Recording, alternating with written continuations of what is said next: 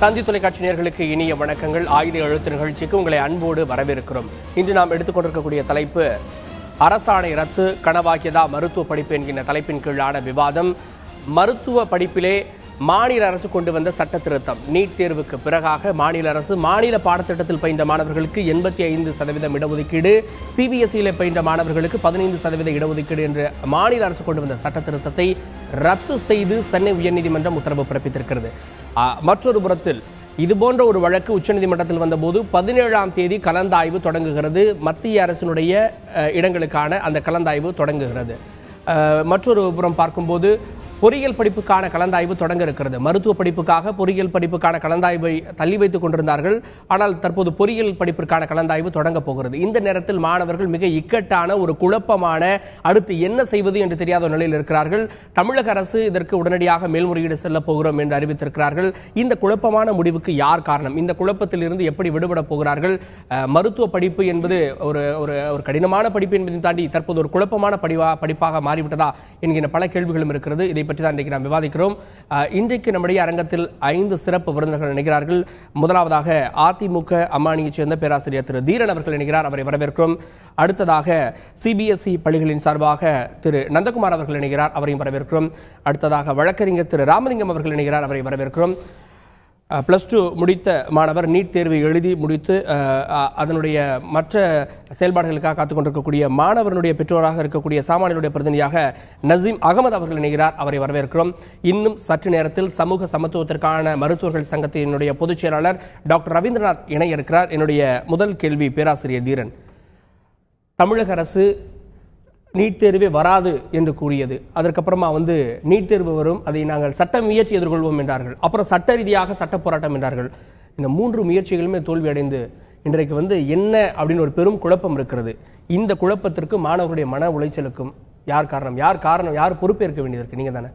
இல்லை, இதற்கு மேலோட்டமாக நான் பதில் சொல்வதை விட, நீங்கள் வரலாற்று ரீதியாக பார்க்கிற பொழுது இந்த மாதிரியான பிரச்சனைகள், குறிப்பாக கல்வி சமூகத்தில் பின்தங்கி இருக்கக்கூடிய மாணவர்களை கைதூக்கி விடுவதற்கான பல்வேறு நடவடிக்கைகள் நீதிமன்றத்தால் கேள்விக்கு உள்ளாக்கப்பட்டிருக்கிறது. உதாரணத்திற்காக நான் சொல்ல வேண்டும் என்று சொன்னால், அரசியலமைப்பு சட்டம் இயற்றி அது அமலுக்கு வந்த நேரத்திலே 1950களில் சண்பகம் துரைராஜன் என்று 2 பேர்கள் சென்று வழக்கு தொடுத்து அரசியலமைப்பு சட்டத்திற்கு எதிராக 29வது பிரிவு உட்பிரிவு 2 யாருக்கும் பாரபட்சம் காட்டக்கூடாது என்று சொல்லுகிற பொழுது, இவர்கள் பிற்படுத்தப்பட்டவர்களுக்காக இடஒதுக்கீடு செய்து தருவது அரசியலமைப்பு சட்டத்துக்கு எதிரானது, 29 பிரிவு 2க்கு எதிரானது.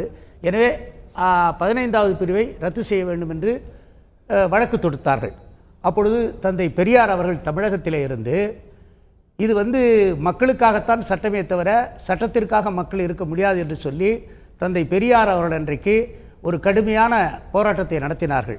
அதனுடைய விளைவாகத்தான் அரசியலமைப்பு சட்டத்தில் கல்வி ரீதியாகவும் சமூக ரீதியாகவும் யாரெல்லாம் பின்தங்கி இருக்கிறார்களோ அவர்களுக்கு இடஒதுக்கீடு வழங்கலாம் என்று சொல்லி 15வது பிரிவில் உட்பிரிவு 4 அன்றைக்கு கொண்டு வரப்பட்டது.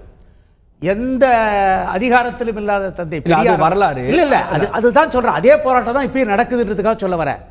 அப்பொழுது நீதிமன்றத்திற்கு சென்று அதை கேள்விக்கு உள்ளானார்கள். இப்பொழுது இந்த 15 பேர் சிபிஎஸ்இ சிலபஸில் படிக்கிறவங்க 15 பேருக்கு 15 பேர் போய் வழக்கு மன்றத்தில் வழக்கு தொடுத்து இது எங்களுக்கு பாதிக்குதுன்னு சொல்றாங்க.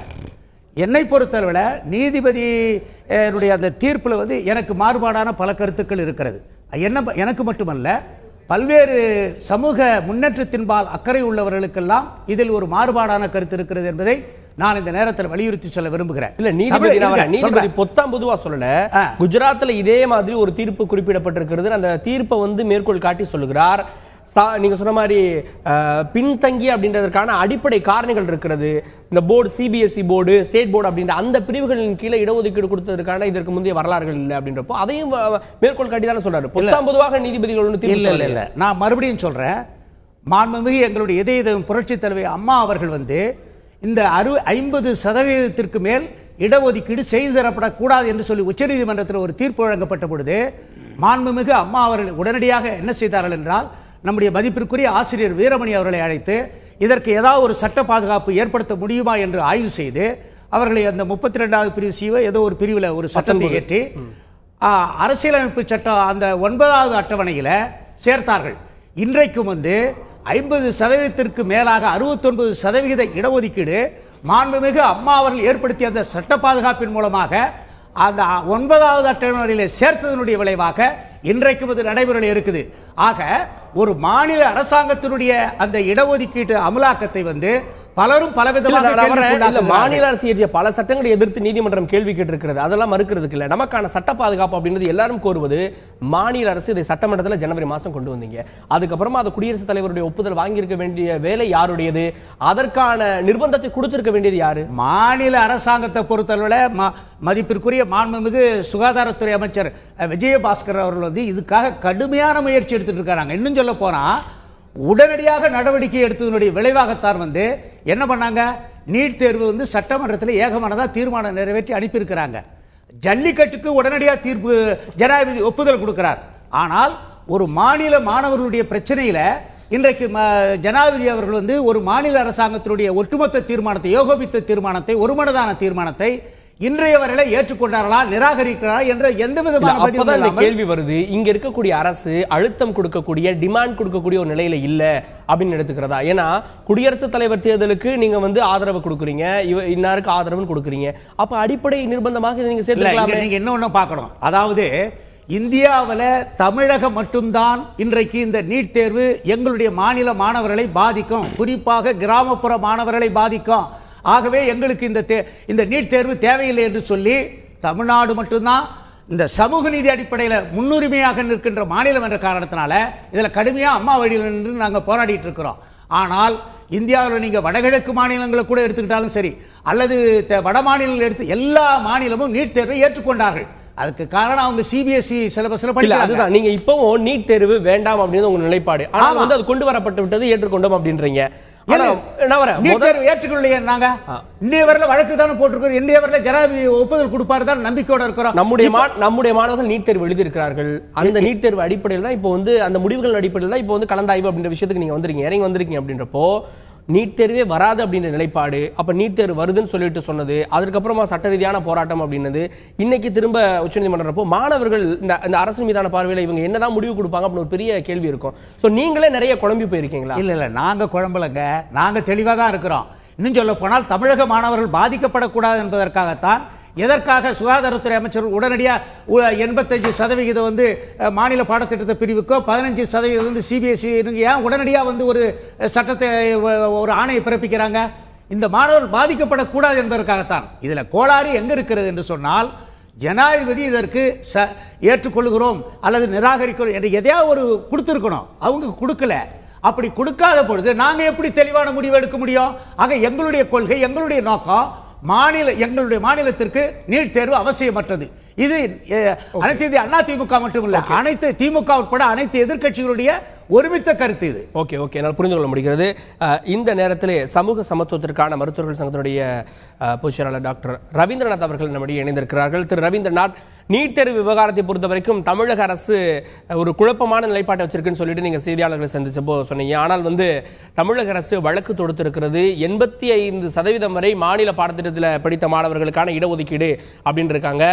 இதுல மாநில அரசு தன்னுடைய நிலைப்பாட்டில் உறுதியாக இருந்திருக்கிறது. அப்ப இந்த தீர்ப்பு எதிர்பாராம வந்த தீர்ப்பு, இதை மாநில அரசு கூட எதிர்பாரல அப்படின்னு தான் நீங்க எடுத்துக்கணும். அதுல என்ன மாநில அரசு பெரிய குழப்பத்தை ஏற்படுத்துகிறது எப்படி சொல்றீங்க நீங்க?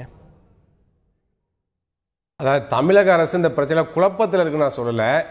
போதிய அளவுக்கு போராடி வற்புறுத்தி வலியுறுத்தி மத்திய அரசிட்ட இந்த நீட்டு தொடர்பாக நீட்டு தேர்விலிருந்து தமிழக அரசுடைய கட்டுப்பாட்டில் உள்ள இளநிலை முதுநிலை மருத்துவக் கல்வி இடங்களுக்கு விலக்கு பெறுவது தவறிவிட்டது. இப்போ மரியாதைக்குரிய பேராசிரியர் தீரன் பேசுறவ நம்முடைய முன்னாள் முதலமைச்சர் மாண்புமிகு ஜெயலலிதா அவர்கள் எடுத்த நடவடிக்கை சொன்னார். 69% இடஒதுக்கீட்டை காப்பதற்காக சிறப்பு சட்டத்தை கொண்டு வந்தார்கள். அதுக்கு அரசியல் சட்டத்தை பாதுகாப்பெல்லாம் கொண்டு வந்தாங்க. அது பாராட்டப்பட வேண்டிய விஷயம். அதுக்காக சமூக நீதி காத்த வீராங்கனைன்னு மாண்புமிகு மரியாதைக்குரிய கி வீரமணி அவர்கள் கொடுத்தாங்க, பேர் கொடுத்தாங்க, பட்டம் கொடுத்தாங்க. இதெல்லாம் வரவேற்கத்தக்கது. இன்றைக்கு அந்த முன்னாள் முதல்வர் ஜெயலலிதா அவர்கள் முதலமைச்சராக இருந்தால் நிச்சயமா போராடி உறுதியோடு இருந்து இந்த பிரச்சனை வெற்றி பெற்றிருப்பார். ஆனால் இன்றைக்கு இந்த அரசு என்பது ஜெயலலிதா அவருடைய தலைமையில் இல்லாத ஒரு அரசாக இருக்கிறது. எனவே இன்றைக்கு தமிழக அரசு மத்திய அரசை வலியுறுத்தக்கூடிய நிலைமையில அது இல்லை. ஃபைட் பண்ணி போராடி வெற்றி பெறக்கூடிய சூழல் அது இல்லை. மத்திய அரசு மாநில அரசை மிரட்டுகிறதா என்றால் மாநில அரசை மத்திய அரசு மிரட்டுகிறது. அதே சமயத்தில் மாநில அரசு மத்திய அரசுக்கு நிர்பந்தம் கொடுக்கிற நிலையில மாநில அரசு இல்லை. ஒரு பலவீனமான அரசாங்கம் இருக்கிறது. மத்திய அரசு தான் நினைத்த காரியங்களை சாதிக்கிறது. அதன் காரணமாக தான் தமிழ்நாடு சட்டமன்றத்தில் 5 மாதங்களுக்கு முன்னால் கொண்டு வரப்பட்ட 2 சட்ட மசோதாக்களுக்கும் இதுவரை மத்திய அரசை வலியுறுத்தி குடியரசுத் தலைவருடைய ஒப்புதலை பெற முடியவில்லை. அப்படி நீங்க சொல்ல முடியாது. ஜல்லிக்கட்டு விவகாரத்தை பொறுத்தவரையில மறைந்த செல்வி ஜெயலலிதா அவர்கள் மறைந்த பிறகு அப்போ முதலமைச்சராக இருந்த பன்னீர்செல்வம் அவர்களுடைய அரசு தானே வந்து அன்றைக்கு ஜல்லிக்கட்டுக்கான சட்டத்தில் குடியரசுத் தலைவருடைய ஒப்புதலை பெற்றுக் கொடுத்தது. இன்னைக்கும் மாநில அரசு எத்தனையோ இது வந்து குடியரசுத் தலைவருடைய ஒப்புதலுக்காக அனுப்பி இருக்கிறோம், அதற்காக தொடர்ந்து போராடுவோம்னு சொல்றாங்களே. ஜல்லிக்கட்டு பிரச்சனை நடந்த சூழல் வேற, அந்த பிரச்சனை வேற, இந்த பிரச்சனை வேற, அது ரெண்டையும் ஒப்பிடுறதே சரியல்ல. அதுக்கு அடுத்த வந்து நீங்க வந்து அதே மாதிரி காவிரி நதிநீர் பிரச்சனையிலும் பல பிரச்சனைகள் இருக்கு. அதுல எல்லாம் உறுதி காட்டல. எந்தெந்த திட்டங்களும் முன்னாள் முதலமைச்சர் எதிர்த்தாங்களோ அது எல்லாமே இவங்க ஏற்றுக்கொண்டு விட்டார்கள். அதாவது இன்னும் சொல்ல போனாங்க தலைகீழாக தன்னுடைய நிலைப்பாட்டை மாற்றிக் கொண்டு விட்டார்கள். எனவே இன்றைக்கு ஜெயலலிதா இருந்திருந்தால் நீட் தேர்வை தமிழகத்தில் அனுமதித்திருக்க மாட்டார் அப்படின்னு சொல்ல வரீங்களா? நிச்சயமாக போராடி வெற்றி பெற்று கருத்து. ஆனா இப்பொழுது இருக்கக்கூடிய அந்த தலைமை, இப்பொழுது இருக்கக்கூடிய அதிமுக 3 பிரிவுகளாக பிரிந்திருப்பது, நாம வந்து யார் வந்து அதிகமாக மத்திய அரசை வந்து நம்ம வந்து அனுசரிச்சு போறோம் அப்படின்றதுல ஒரு போட்டி நடக்குது. அதனால நம்முடைய கோரிக்கையில வென்றெடுப்பதில் உங்களுக்கு போட்டி இல்லை. அப்ப வந்து சரணாகதி அடைந்து விட்டார்கள். இன்றைக்கு வாய்ப்பு இருக்கிறது. எனவே சட்டமன்ற கூட்டம் நடக்குது. இன்னும் சொல்ல போனா திராவிட முன்னேற்ற கழகம் பிரதான எதிர்க்கட்சியா இருக்கிறது. ஏராளமான சட்டமன்ற உறுப்பினர் இருக்கிறார்கள். அவர்களும் ஏகமனதாக ஆதரித்துதான் அந்த 2 மசோதாக்கள் நிறைவேற்றப்பட்டது. அவ்வாறு இருக்கின்ற பொழுது இந்த அரசாங்கம் ஏன் எதிர்க்கட்சியையும் கலந்து பேசி எதிர்க்கட்சி தலைவரை அழைத்துக் கொண்டு பிரதமரை சந்திக்கவில்லை? ஏன் வந்து மிகப்பெரிய போராட்டங்களை டெல்லியில் நடத்தவில்லை? ஏன் வந்து தமிழக சட்டமன்றத்தில் மீண்டும் ஒரு தீர்மானத்தை போடவில்லை? இதெல்லாம் வந்து கேள்விக்குறியான விஷயம். எனவே நீட்டு தேர்விலிருந்து தமிழக அரசின் கட்டுப்பாட்டில் உள்ள இடங்களுக்கு விலக்கு பெற மாநில அரசு தவறிவிட்டது. அந்த தோல்வியை மாற்றுவதற்கு, தோல்வியிலிருந்து தன்னை காப்பாற்றிக் கொள்வதற்காக, மக்களை திசை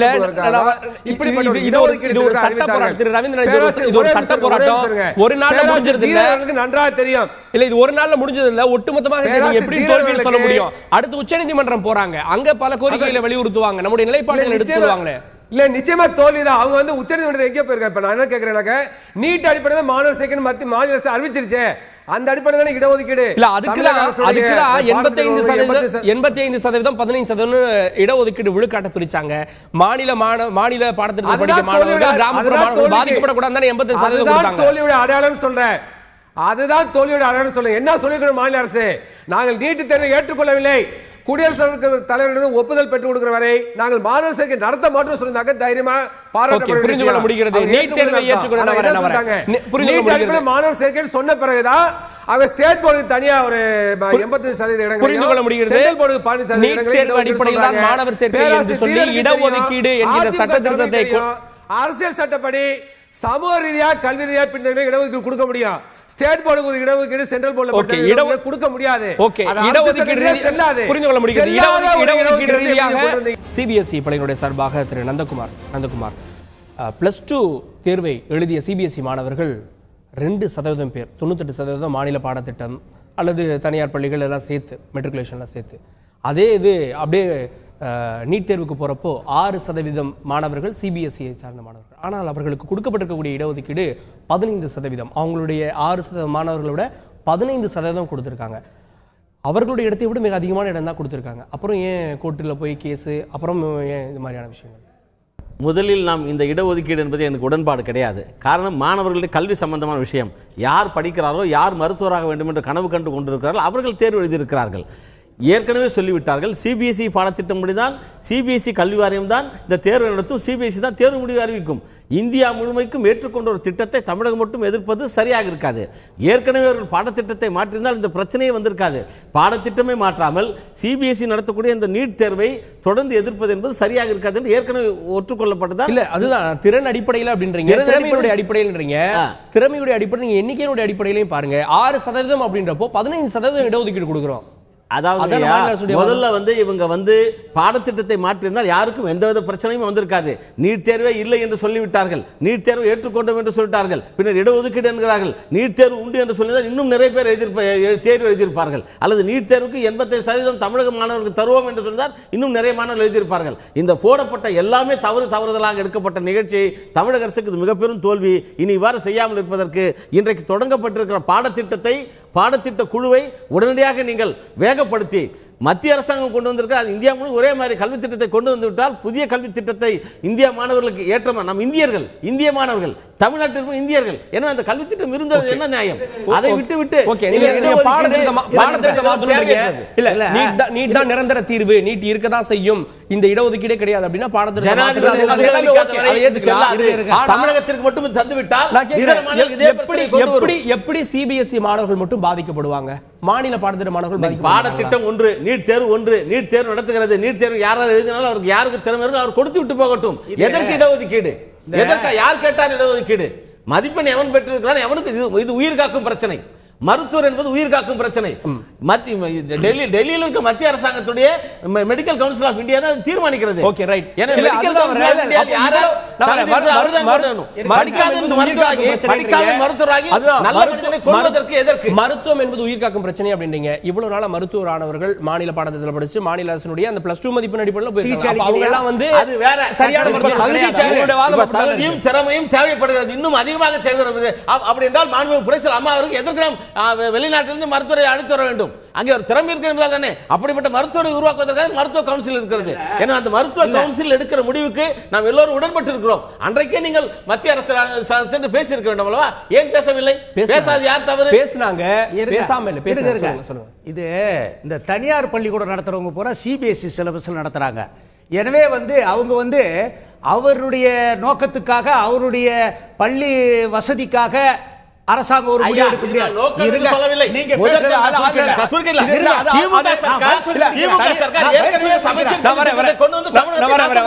அவர் பேசட்டும் தனியார் பள்ளிகளா இருக்கட்டும்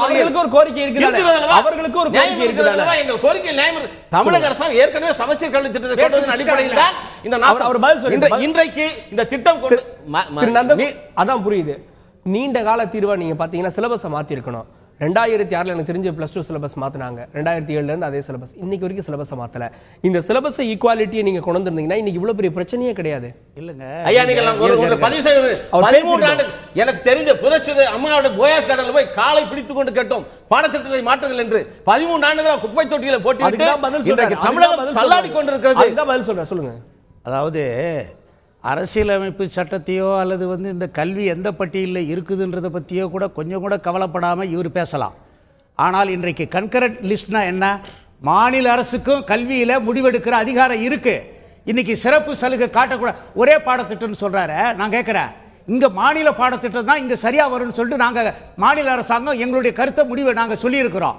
அப்படி இது அனைத்து கட்சிகளும் ஏற்றுக்கொண்டிருக்கிறார்கள் அப்படி இருக்கிற பொழுது நாங்கள் அதனுடைய தீர்மானத்தினுடைய அடிப்படையில் நாங்கள் செயல்படுவதா இல்லை சில தனியார் பள்ளிகள் சிபிஎஸ்இ சிலபஸில் அவங்க கல்வி கூடங்களை நடத்துகிறார்கள் என்பதற்காக அவர்களுக்கு வசதியாக நாங்கள் முடிவு எடுக்க முடியாது நான் ஒரே ஒரு கேள்வி கேட்குறேன் இவருக்கு அது பதில் சொல்லட்டோம் இன்னைக்கு காஷ்மீரில் சிறப்பு சலுகை கொடுக்குதா இல்லையா இந்திய அரசியலமைப்பு சட்டம் 370 சட்டப்பிரிவு எப்படி கொடுக்குறாங்க அந்த மாநிலத்துக்கு ஒரு சட்டம் அது சலுகை காட்டுறதாகதா அதே மாதிரி நான் கேட்கிறேன்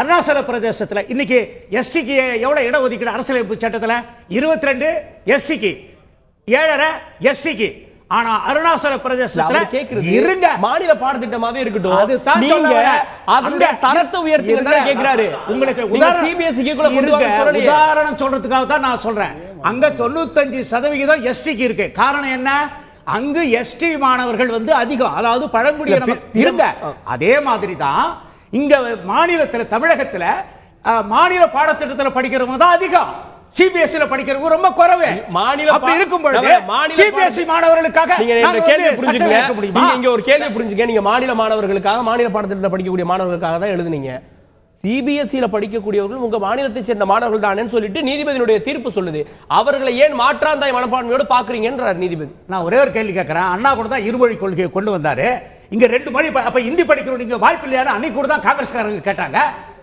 ஆக இது எங்களுடைய அரசு கொள்கை எங்களுடைய கட்சி கொள்கை இருமொழி கொள்கை என்பது அதே மாதிரி தான் கல்வியில நீட் தேர்வு தேவையில்லை என்பது எங்களுடைய அரசு கொள்கை இதை நோக்கி தான் நாங்க பயணம் செய்வோம் எங்களுடைய அமைச்சர் அப்பீல் செய்வோம் அதை நோக்கி நீங்க பயணம் பண்ணுங்க அதே நேரத்தில் கல்வியினுடைய தரத்தை உயர்த்த வேண்டியது பாடப்புத்தகத்தினுடைய தரத்தை தான் உயர்த்த சொல்றாங்க இதுவரை கேட்கிறேன் காமராஜர் கேட்ட மாதிரி கேட்கறேங்க நாளைக்கு பெருந்தலைவர் காமராஜருடைய பிறந்த நாள் கல்வி கண் தந்த கடவுள்னு கூட அவரை சொல்லலாம். அப்படிப்பட்ட காமராசருடைய இன்னைக்கு இந்த தீர்ப்பு அந்த நீதிபதி கொடுத்திருக்கிறது கொஞ்சம் கூட சமூக உணர்வு இல்லாமல் கொடுத்திருக்கிறார் என்றுதான் நான் குற்றம் சாட்ட விரும்புகிறேன். இல்ல ஏன் சொல்றேங்க, பெருந்தலைவர் கேட்டார் ஒரு முறை, தகுதி திறமை போயிடுச்சு இந்த இடஒதுக்கீடு கொடுக்கறதுனால அப்படின்னு சொன்னபோது சொல்லி முடிச்சிருங்க. தலைவரை பத்தி சொல்றேன்.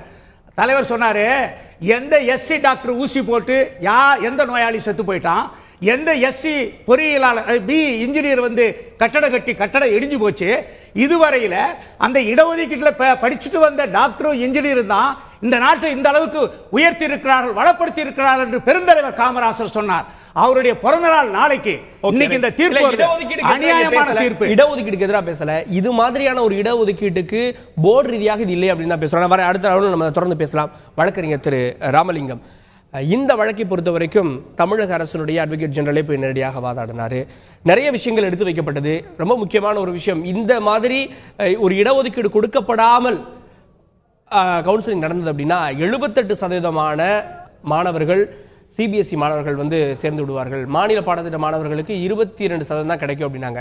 ரொம்ப ஆக்கப்பூர்வமான வாதங்களை வச்சாங்க. இதுல எங்க டெக்னிக்கலா ஆக்கப்பூர்வமான வாதம் இல்ல, ரொம்ப அபத்தமான வாதம். இந்த தீர்ப்பு ரொம்ப ரொம்ப நல்ல தீர்ப்பு. அதாவது ஜட்ஜ்மெண்ட் அக்கார்டிங் டு லா. ஒரு பேசிக் ருடிமெண்ட்ரி ஸ்டூடெண்ட்டு கூட இந்த சட்டம் புரியும். முதல்ல ஒன்று, மாநில அரசு சட்ட திருத்தம் கொண்டுகிட்டு வரல, ஆர்டினன்ஸ் கூட போடல, ஒரு எக்ஸிக்யூட்டிவ் ஆர்டராக ஒரு நோட்டிபிகேஷன் போடுறாங்க. That is not a policy decision at all. அபத்தத்தினுடைய எல்லை அது சொல்லலாம். அந்த ஒரே காரணத்துக்காக தூக்கி போடுறாங்க. எந்த ஒரு சட்டமும் ஆர்டிகல் 14 இருக்கு, ஈக்குவாலிட்டி பிஃபோர் லான்னு, அந்த டெஸ்ட்டை பாஸ் பண்ணணும். எந்த ஒரு சட்டமும் ஆர்பிட்ரரியாக இருக்கக்கூடாது, கேப்ரிசிஸாக இருக்கக்கூடாது, மற்றவங்களை பாதிக்காத மாதிரி ஒருத்தருக்கு ஒருத்தர் பாகுபாடு இருக்கக்கூடாதுன்னு சொல்லிட்டு ஆர்டிகல் 14 ஆஃப் தி கான்ஸ்டியூஷன் இது ஹிட் பண்ணுதுன்னு சொல்லிட்டு இதனுடைய விலாவரியாக நீங்கள் சொன்ன மாதிரி கொஞ்சம் பின்னோக்கி போனோம்னா 2010 இந்த தமிழ்நாடு அரசுக்கு தெரியும் நீட் தேர்வு வரப்போகுது, ஒரு என்ட்ரன்ஸ் டெஸ்ட் வரப்போகுதுன்னு சொல்லிட்டு தெரியும். அதுக்கு முன்னாடியே 17 வருஷ காலமாக கல்வியாளர்கள்லாம் சொல்லிட்டு இருக்கிறாங்க. நம்ம டாக்டர் வசந்தி தேவி அம்மா வைஸ் சான்சலர் இருந்தாங்க, அவங்க மிஸ்டர் ராஜகோபாலன் வெரி ரினவுண்டு, ரொம்ப நல்ல கல்வியாளர், அவர் சொல்லிட்டு வராரு, தமிழ்நாட்டில் பாடத்திட்டத்தினுடைய தரம் ரொம்ப குறைஞ்சு போயிருக்கு, சிலபஸஸ் எல்லாம் ரிவைஸ் பண்ணணும், இப்படி இருக்க திட்டம் மார்க்குன்னு சொல்லிக்கிட்டு பசங்க மனப்பாடம் பண்ணிக்கிட்டு வாந்தி எடுக்கிற சிஸ்டத்தில் தான் இருக்காங்க, பசங்க சுயமா சிந்திக்க மாட்டேன்றாங்க, கேள்வியினுடைய அர்த்தத்தை புரிஞ்சுக்கிட்டு அதை இது பண்ண மாட்டாங்க, படிப்பினுடைய கல்வியினுடைய பயனே இல்லாத போய்கிட்டு இருக்குன்னு அவங்க சொல்லிக்கிட்டே இருக்காங்க. அவங்க சொன்னதை யாருமே காதல் கேட்கல. 2011 மெடிக்கல் கவுன்சில் ஆஃப் இந்தியா சிலபஸை கொடுத்துச்சு. இது சிபிஎஸ்இ பள்ளிக்கூடம் போடுற சிலபஸ் கிடையாது. சிபிஎஸ்இ இந்த சிலபஸை உருவாக்குறது மெடிக்கல் கவுன்சில் ஆஃப் இந்தியா தான். அந்த மெடிக்கல் கவுன்சில் ஆஃப் இந்தியா 2011 கொடுத்தது. என்ன வரப்போகுது என்னன்னு சொல்லி தெரியும். இதுவரையிலும் இந்த தமிழ்நாடு அரசு அதை அந்த சிலபஸை ரிவைஸ் பண்றது எந்த வித முயற்சியும் எடுக்கல.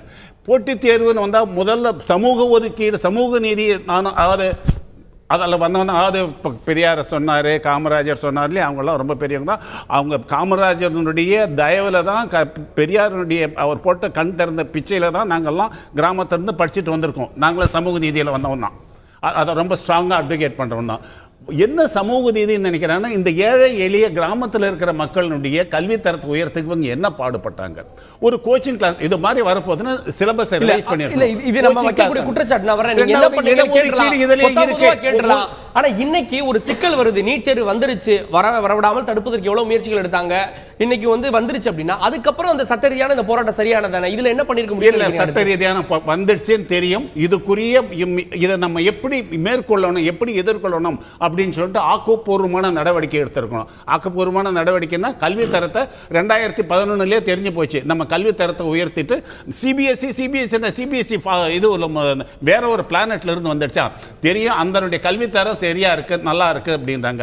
ஏன் அந்த தரத்துக்கு நம்ம எழுத்தக்கூடாது? தமிழ் மீடியத்தில் தான் படிக்கணும், இங்கிலீஷ் மீடியத்தில் படிக்கணும். தமிழ் ஏன் நீங்க சிலபஸ் ரிவைஸ் பண்ணல? அதுக்கு ஏன் நீங்க தயார் பண்ணிக்கிடல?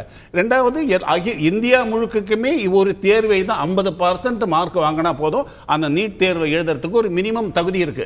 50% வாங்கினா தான் எழுத முடியும். அந்த மார்க்கினுடைய அடிப்படையில் தான் சேர்க்கணும்னு சொல்லிட்டு 2011-12 முடிவெடுத்தாய் போச்சு. முதல்ல மெடிக்கல் கவுன்சில் ஆஃப் இந்தியா போட்டில் நம்ம வேலூர் மெடிக்கல் காலேஜில் இருந்து இருந்து போன சிஎம்சியில இருந்து போனதுல 2014 சுப்ரீம் கோர்ட் என்ன சொல்லுது, நோ அப்படின்னு சொல்லிட்டாங்க. அதற்கு பிறகு ரிவ்யூ பிட்டிஷன் போட்ட பிறகு சங்கல்ப் ட்ரஸ்ட்ல என்ன பண்ண, நோ ஆல் ரைட் அப்படின்னு சொல்லிட்டு.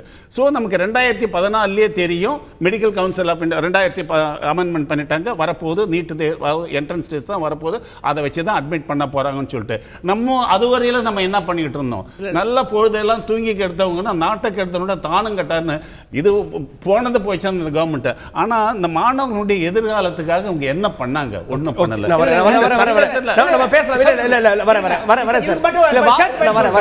இப்போ நீட் தேர்வுல எய்ம்ஸ் மருத்துவமனைக்கு விலக்கு கொடுத்தாங்க, எப்படி கொடுத்தாங்க, எந்த சட்டத்தினுடைய அடிப்படையில் கொடுத்தாங்க, அதுக்காக பதில் சொல்லட்டும். சொல்லுங்க கேளுங்களேன், நாங்களே போய் பேசலாம். சொல்லுங்க, நான் சொல்றேன். நீங்க இந்த ஜட்ஜ்மென்ட் படிச்சீங்களா? ஹிஸ்டரி தெரியுமா உங்களுக்கு? இதனுடைய இருங்க சார், இதனுடைய அவருடைய ஹிஸ்டரி தெரியுமா உங்களுக்கு? ஃபேக்ட்ஸ் தெரியுமா உங்களுக்கு? ஜட்ஜ்மென்ட் சார் சம்பந்தம் இல்ல. நீங்க நம்ம எப்படி சட்டமோட ஒண்ணு இல்ல. நீங்க வாதம் ரீதியா வந்து நீங்க வந்து அது கோர்ட்ல எங்களுக்கு புரியுற மாதிரி, சாமானியர்களுக்கு புரியுற மாதிரி இதுல வந்து இடஒதுக்கீடு ஏற்கனவே ரிசர்வேஷன் 50% மிகக்கூடாது அப்படின்னு இருக்கு. மாநிலத்தில் வந்து 69% சிறப்பு சட்டத்தில் இருக்கு அப்படின்றப்போ இதுல ரிசர்வேஷன் 85-15 போனதான் தப்பா, வேற மாதிரி ஏதாவது ஒரு பரீட்சை எழுதிட்ட பிறகு அந்த பரீட்சையில இருந்த மார்க் வந்துட்ட பிறகு அதுல இன்ஸ்டிடியூஷனல் கிளாசிபிகேஷன் கூடாது சட்டம். அதாவது classification on the basis of social status இருக்கலாம். ஒரு பள்ளிக்கூடத்துக்கு இன்னொரு பள்ளிக்கூடத்துக்கும் கேட்டகரைஸ் பண்ண முடியாது, அது சட்டத்துக்கு புறம்பானது, அதுக்கு இருக்கு. ஸோ சிபிஎஸ்இ பள்ளிக்கூடத்தில் படிச்சவங்களுக்கு ஒன்று, வேற ஒரு சிலபஸில் படிச்சவங்களுக்கு ஒன்றுன்னு சொல்லிட்டு அந்த டிஃபரன்சியேஷன் சட்டத்துக்கு முரணானது. அதுதான் சொல்றாங்க, அது தப்பு, அது மாதிரி பண்ணக்கூடாது. ரைட். இதுல ஒரு தீர்வு காணணும். நீட் இருக்கு, அதை அக்செப்ட் பண்ணியாச்சு அப்படின்னாலும் இதுல ஒரு தீர்வு காரணம் என்ன பண்ணணும்? என்ன தீர்வு இல்ல இதுல இப்போ கோர்ட் ரீதியா சட்ட ரீதியா தீர்வு காணக்கு என்ன பண்ணணும்? இமிடியேட்டா இனிமே ஒன்றும் பண்ண முடியாது. Khan you missed the bus. இனிமேல் உச்சநீதிமன்றம் இந்த அப்பீல்லையும் உயர்நீதிமன்றத்திலே இன்னொரு அப்பீல் போலாம். ஓட்டர் சட்டி தேராது. It is absolutely very very bad case. இந்த அரசு தெரிஞ்சே இந்த சட்ட திருத்தம் கொண்டுட்டு வரல சார். ப்ளீஸ் ப்ளீஸ், இது ஒரு எக்ஸிகியூட்டிவ் ஆர்டரா, ஒரு சட்டம் இருக்கும் போது ஒரு எக்ஸிகியூட்டிவ் ஆர்டர் சட்டமன்றத்தில் தீர்மானம் ஏற்றனாலே வந்து அதற்கு அங்கீகாரம் தரப்பட வேண்டிய ஜனாதிபதியுடைய கடமை. சாமானியராக இருக்கக்கூடிய நசீம் அகமது +2 முடித்துவிட்டு இந்த நேரம் மருத்துவ கவுன்சில் வந்து தொடங்கியிருக்க வேண்டும், நடந்து கொண்டிருக்க வேண்டும், அடுத்த மாதம் மாணவர்கள் போய் சேரணும் அப்படின்றப்போ இன்னும் ஒரு குழப்பம் எந்த அடிப்படையில் நடக்க போகுது? இன்னும் நிறைய மாணவர்கள் யோசிச்சுட்டு நமக்கு வந்து மெடிக்கல் கிடைக்கலாம், வேறு வாய்ப்புகள் என்னன்னு யோசிச்சுட்டு இருப்பாங்க, இல்லை வந்து நம்ம பொறியியல் போகலாமான்னு. உங்களுடைய பையன் நீட் எழுதிட்டு வெயிட் பண்ணிட்டு இருக்காரு. ஒரு பெற்றோராக உங்களுடைய பார்வை இதில் வந்து இன்னும் குழப்பம் தொடர்வதற்கு என்ன காரணம்னு நினைக்கிறீங்க? இது முழுக்க முழுக்க அரசாங்கங்களுடைய தோல்விதான். ஆனால் பாதிக்கப்படுவது மாணவர். என்னுடைய பையன் பார்த்தீங்கன்னா 197 மெடிக்கல் கட் ஆஃப். பழைய முறைப்படி கவுன்சிலிங் நடந்ததுன்னா கண்டிப்பாக இடம் உண்டு, கடந்த கால ஒப்பீடுகளின் அடிப்படையில். நீட்டில் 238 மார்க் எடுத்துருக்கிறார். என்னை பொறுத்தளவுக்கு இது வந்து மார்க் கம்மியாக தெரிஞ்சால் கூட ஸ்டேட் போர்டு படித்த பையன் 238 எடுக்கிறது நல்ல விஷயந்தான். என்ன காரணம்னா, முதல்ல நீட்டு வந்து அடிப்படை தேவையில்லையாங்கிற ஒரு காரணத்தை விட காமன் சிலபஸ் இல்லாத போது காமன் எக்ஸாம் எப்படி சாத்தியம்னு எனக்கு தெரியல. அது சட்டம் சொல்லுது, சட்டம் போடல, மெடிக்கல் கவுன்சில் ஆர்டர் போடுது, எந்த அடிப்படையில் போடுறாங்கன்னு தெரியல. காமன் சிலபஸ் இந்தியாவில் இல்லை அப்படிங்கிற பொழுது ஒரே நாடுங்கிறதுக்காக காமன் எக்ஸாம் வைக்கிறது நியாயமாங்கிற கேள்வியை எழுப்பலாம். நீதிமன்றங்கள் சட்டத்தை மட்டும்தான் பார்க்குது, நியாய தர்மம் கல நிலவரத்தை பார்க்குதாங்கிறது தெரியல. அழகாக கண்ணுக்கு திருப்பி சிபிஎஸ்சி அப்படின்னா அவங்க வேர்லேருந்து சொல்லிக் கொடுக்குறாங்க, ஸ்டேட் போர்டில் கிளையிலேருந்து சொல்கிறாங்க. என்ன சொல்கிறாங்க, எல்லாமே வந்து சிலபஸ் ஒன்று தான் அப்படின்னா சப்ஜெக்ட் தான், தலைப்பு தான் ஒரே மாதிரி இருக்குது. இப்போ ட்ரிக்னாமெட்ரி இருக்கும், மேத்ஸில் தமிழில் ஒரு சப்ஜெக்ட் இருக்குன்னா அது வந்து லாங்குவேஜ் சப்ஜெக்ட்னால இந்த காமனாக இருக்கக்கூடிய ஃபிசிக்ஸ் கெமிஸ்ட்ரி பயாலஜியில் வேணால் ஸ்டேட்டில் எல்லாத்தையும் ஹெட்டிங் தான் கொடுத்துருக்காங்க. உள்ளே கொடுத்துருக்கிற விஷயத்தை நீங்கள் பார்க்கணும். உள்ளே கொடுக்குற விஷயம் வந்து எலாபரேட்டாக இருக்கா இல்லையா அப்படிங்கிறது வந்து எல்லாருக்குமே தெரியும். சரி, நீட்டு வந்து 2014 கம்பல்சரி ஆக்குறாங்க அப்படின்னு தெரியுதுன்னு சொன்னால் 2 வருடத்தில் பாடத்திட்டத்தை மாற்றிட முடியுமா? ஒரு பாடத்திட்டத்தை 1ஆம் கிளாஸில் வந்து மாற்றணும். இப்போ 1ஆம் கிளாஸ்லேருந்து டேரெக்டாக யாரும் 11th வந்து அட்மிஷன் ஆகி படிக்கிறதில்ல, மொத்தத்தையும் வந்து 11வது திணிச்சுட்டு அடுத்த வருஷம் செய்ய போகிறது இல்லை. இதனால் பாதிக்கப்படுறது ஒரு ரோல் தான் ஒரு டயத்தில் செய்ய முடியும். +1 +2க்கு இந்த அரசாங்கம் கொடுத்த புக்கைத்தானே படித்து பையன் பாஸ் பண்ணியிருக்கிறான், மார்க் வாங்கியிருக்கிறான், 1184 மார்க் வாங்கியிருக்கிறான் இல்லையா? அப்போ படிக்காதவன் அப்படின்னு சொல்லி சொல்கிறது வந்து அந்த பையனுடைய 14 வருட உழைப்பை நீங்கள் வந்து காயப்படுத்துறது. நீங்கள் என்ன சட்டம் பேசுங்க, எம்சிஏ என்ன ரூல் போட்டிருக்கு, இதெல்லாம் வந்து நீங்கள் சட்டத்தை பேசிட்டே இருக்க வேண்டியதான். யார் காரணம் இல்லை, நோட்டிஃபிகேஷனு அது இல்லை, இதெல்லாம் வந்து பேப்பர் மேட்ரு. கள நிலவரம் என்ன, எவ்வளோ மார்க் எடுத்திருக்காங்க, இவங்களுக்கு வந்து ஏன் கிடைக்கல அப்படின்னா பேசாமல் ஸ்டேட் போர்டை முடிச்சுட்டு சிபிஎஸ்சி போயிடலாம்னு சொல்கிறாங்க. சிபிஎஸ்சி போயிடலாமா இல்லையாங்கிறது கன்கரண்ட் லிஸ்ட்டில் இருக்குது, ஸ்டேட் கவர்மெண்ட் பாலிசி.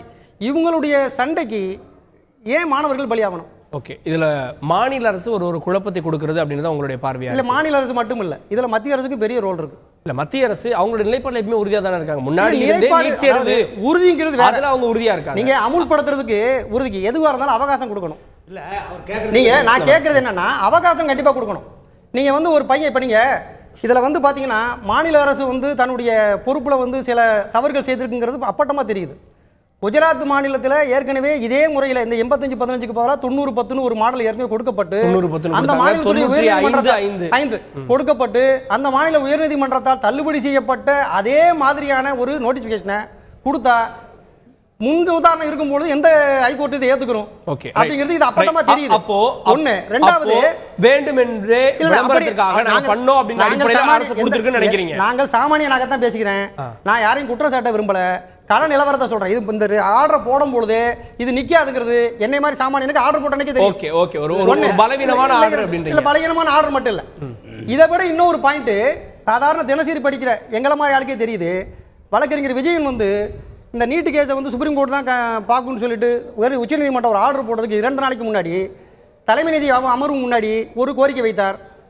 என்னன்னு கேட்டிங்கன்னா, ஏற்கனவே பாராளுமன்றத்தால் நிறைவேற்றப்பட்ட சட்டத்தில் குறிப்பிடப்பட்டது மாநில பாடத்திட்டத்தில் படிக்க மாணவர்கள் தயாராகவில்லை, அவர்களுடைய பாடத்திட்டம் வேறு, இந்த பாடத்திட்டம் வேறு என்று அந்த சட்டத்திலே கொடுக்கப்பட்டிருக்கிறது. அதன் அடிப்படையிலே இந்த ஆண்டு விலக்களிக்கிறோம் என்று சொன்னார்கள். இந்த ஆண்டு விலக்களிக்கிறோம் என்று சொன்னால் +2 படிக்கிற மாணவன் இப்போ இருக்கக்கூடிய +2 முடித்தவர்கள் வந்து அப்போ +1 படிச்சுட்டு இருக்காங்க. அவர்களும் அதே ஸ்ட்ரீமில் தான் வராங்க. ஹையர் செகண்டரிங்கிறது 1 வருடம் கிடையாது, 2 வருடம். இதே ஸ்ட்ரீமில் வரான்னு ஒரு கேஸ் கொடுத்துருந்தார் ஒரு மாணவனுடைய சார்பா. அந்த பெற்றோர் ஏன்னு தெரியல, அதை வந்து அங்கே எடுத்துகிட்டு போக அவங்களால முடியலையா, அவங்களுக்கு வாய்ப்பு கிடைக்கலையாங்கிறது வேற. இதை சாதாரணமாக கவனிக்கக்கூடிய எங்களுக்கே தெரியுது. ஒரு அரசாங்கம் இதை கவனித்து இந்த கேஸை அவங்க போட்டிருந்தாங்கன்னா நீட்டே இந்த வருஷம் அப்ளிகேபிள் ஆயிருக்காங்கிறது என்னுடைய கருத்து. Okay, right. இதில் வர மாநில அரசுடைய நிலைப்பாட்டில் ஒரு பெரிய குழப்பம் இருப்பதை உங்களுடைய பேசுகிற உணர முடிகிறது. திரு ரவீந்திரநாத் அவர் குறுக்கிடுறாரு. திரு ரவீந்திரநாத், குடியரசுத் தலைவருடைய ஒப்புதலை பெற்று சட்டமன்றத்தில் இது சட்டமாக ஆகி குடியரசுத் தலைவருடைய ஒப்புதலை பெற்றிருந்தால் இந்த பிரச்சனைக்கு ஒரு நிரந்தர தீர்வு கிடைச்சிருக்குன்னு நினைக்கிறீங்களா? நிச்சயமாக கிடைத்திருக்கோம். அதில் போதிய அளவு கவனமும் அழுத்தமும் செலுத்தவில்லை என்பதான் எனக்கு கருத்து. அதுக்கடுத்து திரு நந்தகுமார் அவர்களும் அதே மாதிரி வழக்கறிஞர் ராமலிங்கம் அவர்கள் சொன்னதும் பல விஷயங்கள் வந்து ஏற்றுக்கொள்ள முடியாது. நம்முடைய பாடத்திட்டம் மேம்படுத்தப்பட்டாலும் கூட எந்த ஒரு காரணத்தையும் கொண்டும் மத்திய அரசு நடத்தக்கூடிய நுழைவுத் தேர்வை மாநில அரசுடைய கட்டுப்பாடு உள்ள இடங்களை திணிப்பது என்பதை நாம் ஏற்றுக்கொள்ள முடியாது. மாநில அரசு உரிமைகளுக்கு எதிரானது.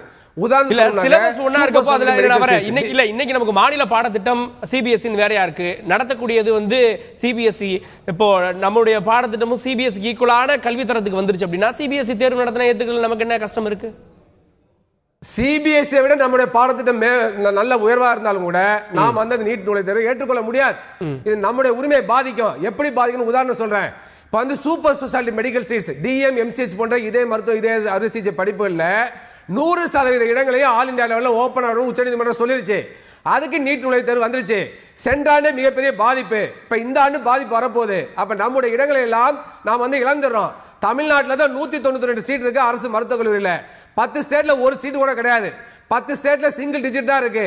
ஆனா உச்சநீதிமன்றம் சொல்லுது அவங்க எல்லாம் ஓபன் விட்டாங்க, நீ ஏன் வந்து ஓபன் விடலன்னு சொல்லி. நம்ம ஓபன் விட்டா நமக்கு தான் பாதிப்பு. அப்ப நீட் நுழைவுத் தேர்வு மூலமாக உயர் சிறப்பு மருத்துவக் கல்லூரியில் நம்ம இடங்களில் பதிவாயிருச்சு. அதே போல பாத்தீங்கன்னா முதுநிலை மருத்துவக் கல்வி 7 ஆண்டுகளுக்கு முன்பாக 25% இடங்களை தான் நம்ம ஆல் இந்தியா கோட்டா கொடுத்தோம். ஆனா இதே உச்சநீதிமன்றம் 50% இடஒதுக்கீடு நீங்க வந்து கொடுக்கணும், இடங்களை கொடுக்கணும்னு சொல்லி சொன்னிச்சு. இப்ப 50% இடங்களை நம்ம கொடுத்துட்டு இருக்கிறோம். அது பெரிய இழப்பு. அடுத்து இன்னொரு 2 ஆண்டுகள்ல எம்பிபிஎஸ் இடங்கள்லயும் நீ 15% தான் கொடுக்குற, 50% கொடுன்னு சொல்லி உச்சநீதிமன்றம் தீர்ப்பு சொல்லிட்டாக்க என்ன செய்ய முடியும்? அப்ப நீட் நுழைவுத் தேர்வு வந்த பிறகு இடங்களை நான் தான் கொடுப்பேன்னு சொன்ன பிறகு நானே மத்திய அரசாங்கமே உனக்கு எல்லாத்தையும் சேர்த்து சிங்கிள் விண்டோ மூலமா கவுன்சில் நடத்துறேன்னு சொல்லிட்டாங்க. நம்முடைய உரிமையெல்லாம் பாதிக்கப்பட்டுவிடும். இந்த ஆண்டு சூப்பர் ஸ்பெஷாலிட்டி மெடிக்கல் சீட்டுக்கு மத்திய அரசாங்கம் சிங்கிள் விண்டோ மூலமா அது மாநில அரசாங்கம் நடத்துது. நம்முடைய ஸ்டேட் சீட்டுக்கு அவங்க நீட் தேர்வு நடத்துறாங்க. நம்முடைய சீட்டு ஆல் இந்தியா லெவலில் ஓபனா மாறிடுச்சு. நம்முடைய சீட்டுக்கு அவங்க வந்து சிங்கிள் விண்டோ கவுன்சில் நடத்துறாங்க. இதே போன்று நாளைக்கு பிஜி வரான்னு சொல்ல முடியாது. இதே மாதிரி நாளைக்கு யூஜிக்கு வர முடியாது சொல்ல முடியாது. எனவே மத்திய அரசாங்கம் உச்சநீதிமன்றத்தோட துணையோடு எம்சிஏ துணையோடு இன்றைக்கு மாநில அரசுடைய உரிமைகளை மருத்துவர்களில் பறித்து விட்டது. அதை மீட்டெடுக்க வேண்டிய உரிமை திரு ராமலிங்கம் அவர்களுக்கு உண்டு, திரு நந்தகுமார் அவர்களுக்கு உண்டு. ஆனால் அவர்கள் இந்த மாதிரி பேசுவதை ஏற்றுக்கொள்ள முடியாது.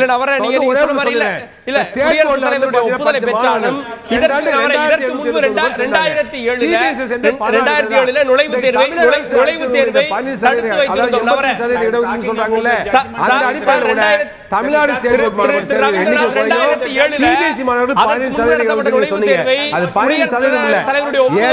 தமிழ்நாட்டில் உள்ள அரசு ஒட்டுமொத்த இடங்கள்ல 15% ஆல் இந்தியா கோட்டாவுக்கு போயிருது. அந்த ஆல் இந்தியா கோட்டால யார் சீட் வாங்குறாங்க? சிபிஎஸ்இ சிலபஸ்ல படிச்சவங்க சீட் வாங்குறாங்க. அந்த ஆல் இந்தியா கோட்டாவுக்கு போக 15% போக மீதி உள்ள 85% ஸ்டேட் போர்டு வருது, மீதி 15% சிபிஎஸ்இ வருது. அந்த அடிப்படையில் கணக்கு பண்ணி பார்த்தா கூட சிபிஎஸ்இக்கு மொத்தம் 847 சீட் இந்த வருஷம் வருது. அந்த இடஒதுக்கீடு அடிப்படையிலேயே இடஒதுக்கீடு இல்லைன்னு சொன்னாக்க கிட்டத்தட்ட 3000 சீட்டை சிபிஎஸ்இ மாணவர்கள் தமிழ்நாட்டு இடங்களில் எடுப்பாங்க. வெறும் 60-70 சீட்டை தான் தமிழ்நாடு ஸ்டேட் போர்டில் படிச்ச ஸ்டூடெண்ட்ஸ் எடுப்பாங்க. இது எந்த விதத்துல நியாயம்? அவர் பேசுறப்ப சொன்னாரு நிறுவன இடஒதுக்கீடு கூடாதுன்னு சொல்றாரு. நான் கேட்கிறேன், ஜிப்மர்ல படிக்கக்கூடிய எம்பிபிஎஸ் மாணவர்களுக்கு அங்கே பிஜியில் இடஒதுக்கீடு இருக்கு. ஜிப்மர்ல அந்த பாண்டிச்சேரி மாநில மக்களுக்கு இடஒதுக்கீடு இருக்கு. அது நியாயமான கோரிக்கை, அதை வரவேற்கிறோம். அதே மாதிரி எய்ம்ஸ்ல எம்பிபிஎஸ் படிச்சா எய்ம்ஸ்ல பிஜிக்கு இடஒதுக்கீடு இருக்கு. இந்து பனாரஸ் யூனிவர்சிட்டியில நிறுவன இடஒதுக்கீடு இருக்கு. முஸ்லிம் அலிகார் முஸ்லிம் யூனிவர்சிட்டியில இடஒதுக்கீடு இருக்கு, உள்ஒதுக்கீடு இருக்கு.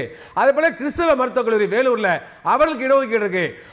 அதே மாதிரி டீம்டு யூனிவர்சிட்டி 100% சீட் அவங்களே நிரப்பிக் கொள்ளலாம் என்று இடஒதுக்கீடு இருக்கு.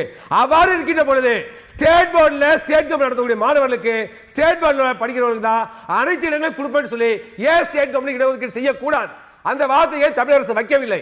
எனவே ஸ்டேட் கவர்மெண்ட் நடத்தக்கூடிய மருத்துவக் கல்லூரியில் ஸ்டேட் கவர்மெண்ட் எல்லா விதமான உரிமை வழங்கப்பட வேண்டும். அவ்வாறு உரிமை என்று சொன்னால் இந்திய மருத்துவ கவுன்சில் திருத்தம் கொண்டு அந்தந்த மாநில அரசுகள் அரசு மருத்துவர்களுக்கு இடஒதுக்கீடு கொடுக்கலாம், டிப்ளமால கொடுக்கலாம், பிஜில கொடுக்கலாம், உயர்சிறு மருத்துவர்களில் கொடுக்கலாம். அதே போல எம்பிபிஎஸ்ல ஸ்டேட் போர்டில் படித்த மாணவர்களுக்கு இடஒதுக்கீடு வழங்கலாம் என்று சொல்லி திருத்தத்தை கொண்டு வர வேண்டும். அதுதான் தீவிரம் இருக்க முடியும் ஒழிய அதை விட்டுட்டு நீட்டு வந்துச்சு சிலபஸ் உயர்த்தலன்னு மாநில அரசு குறை சொல்வதை ஏற்றுக்கொள்ள முடியாது. மாநில அரசு கொள்கை அடிப்படையில் சரியாக செயல்படுகிறது. ஆனால் தன்னுடைய கொள்கையை நடைமுறைப்படுத்தக்கூடிய வகையில் உறுதி இல்ல, தைரியம் இல்ல. மத்திய அரசு மிரட்டுகிறது. அதுக்கு மாநில அரசு இம்ப்ளிமெண்டேஷன் இருக்கக்கூடிய ப்ராப்ளம் சொல்றீங்க. ஓகே அவர்கள் நிர்பந்திக்கவில்லைன்றீங்க. ஆனால் இந்த தீர்ப்புல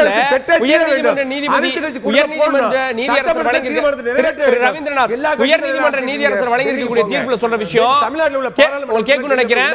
திரு ரவீந்திரநாத் சட்டமன்ற உறுப்பினர் எப்படி மத்திய அரசு மாநில அரசு உரிமை பறிக்கணும் பார்ப்போம். அதே போலவே நீட் சட்டத்துக்கு மத்திய ரவீந்திரநாத் அனுமதி கொடுக்கல. புரியுது, உங்களுடைய கருத்து புரியுது. நான் பேசுறது அவர் கேட்கல நினைக்கிறேன்.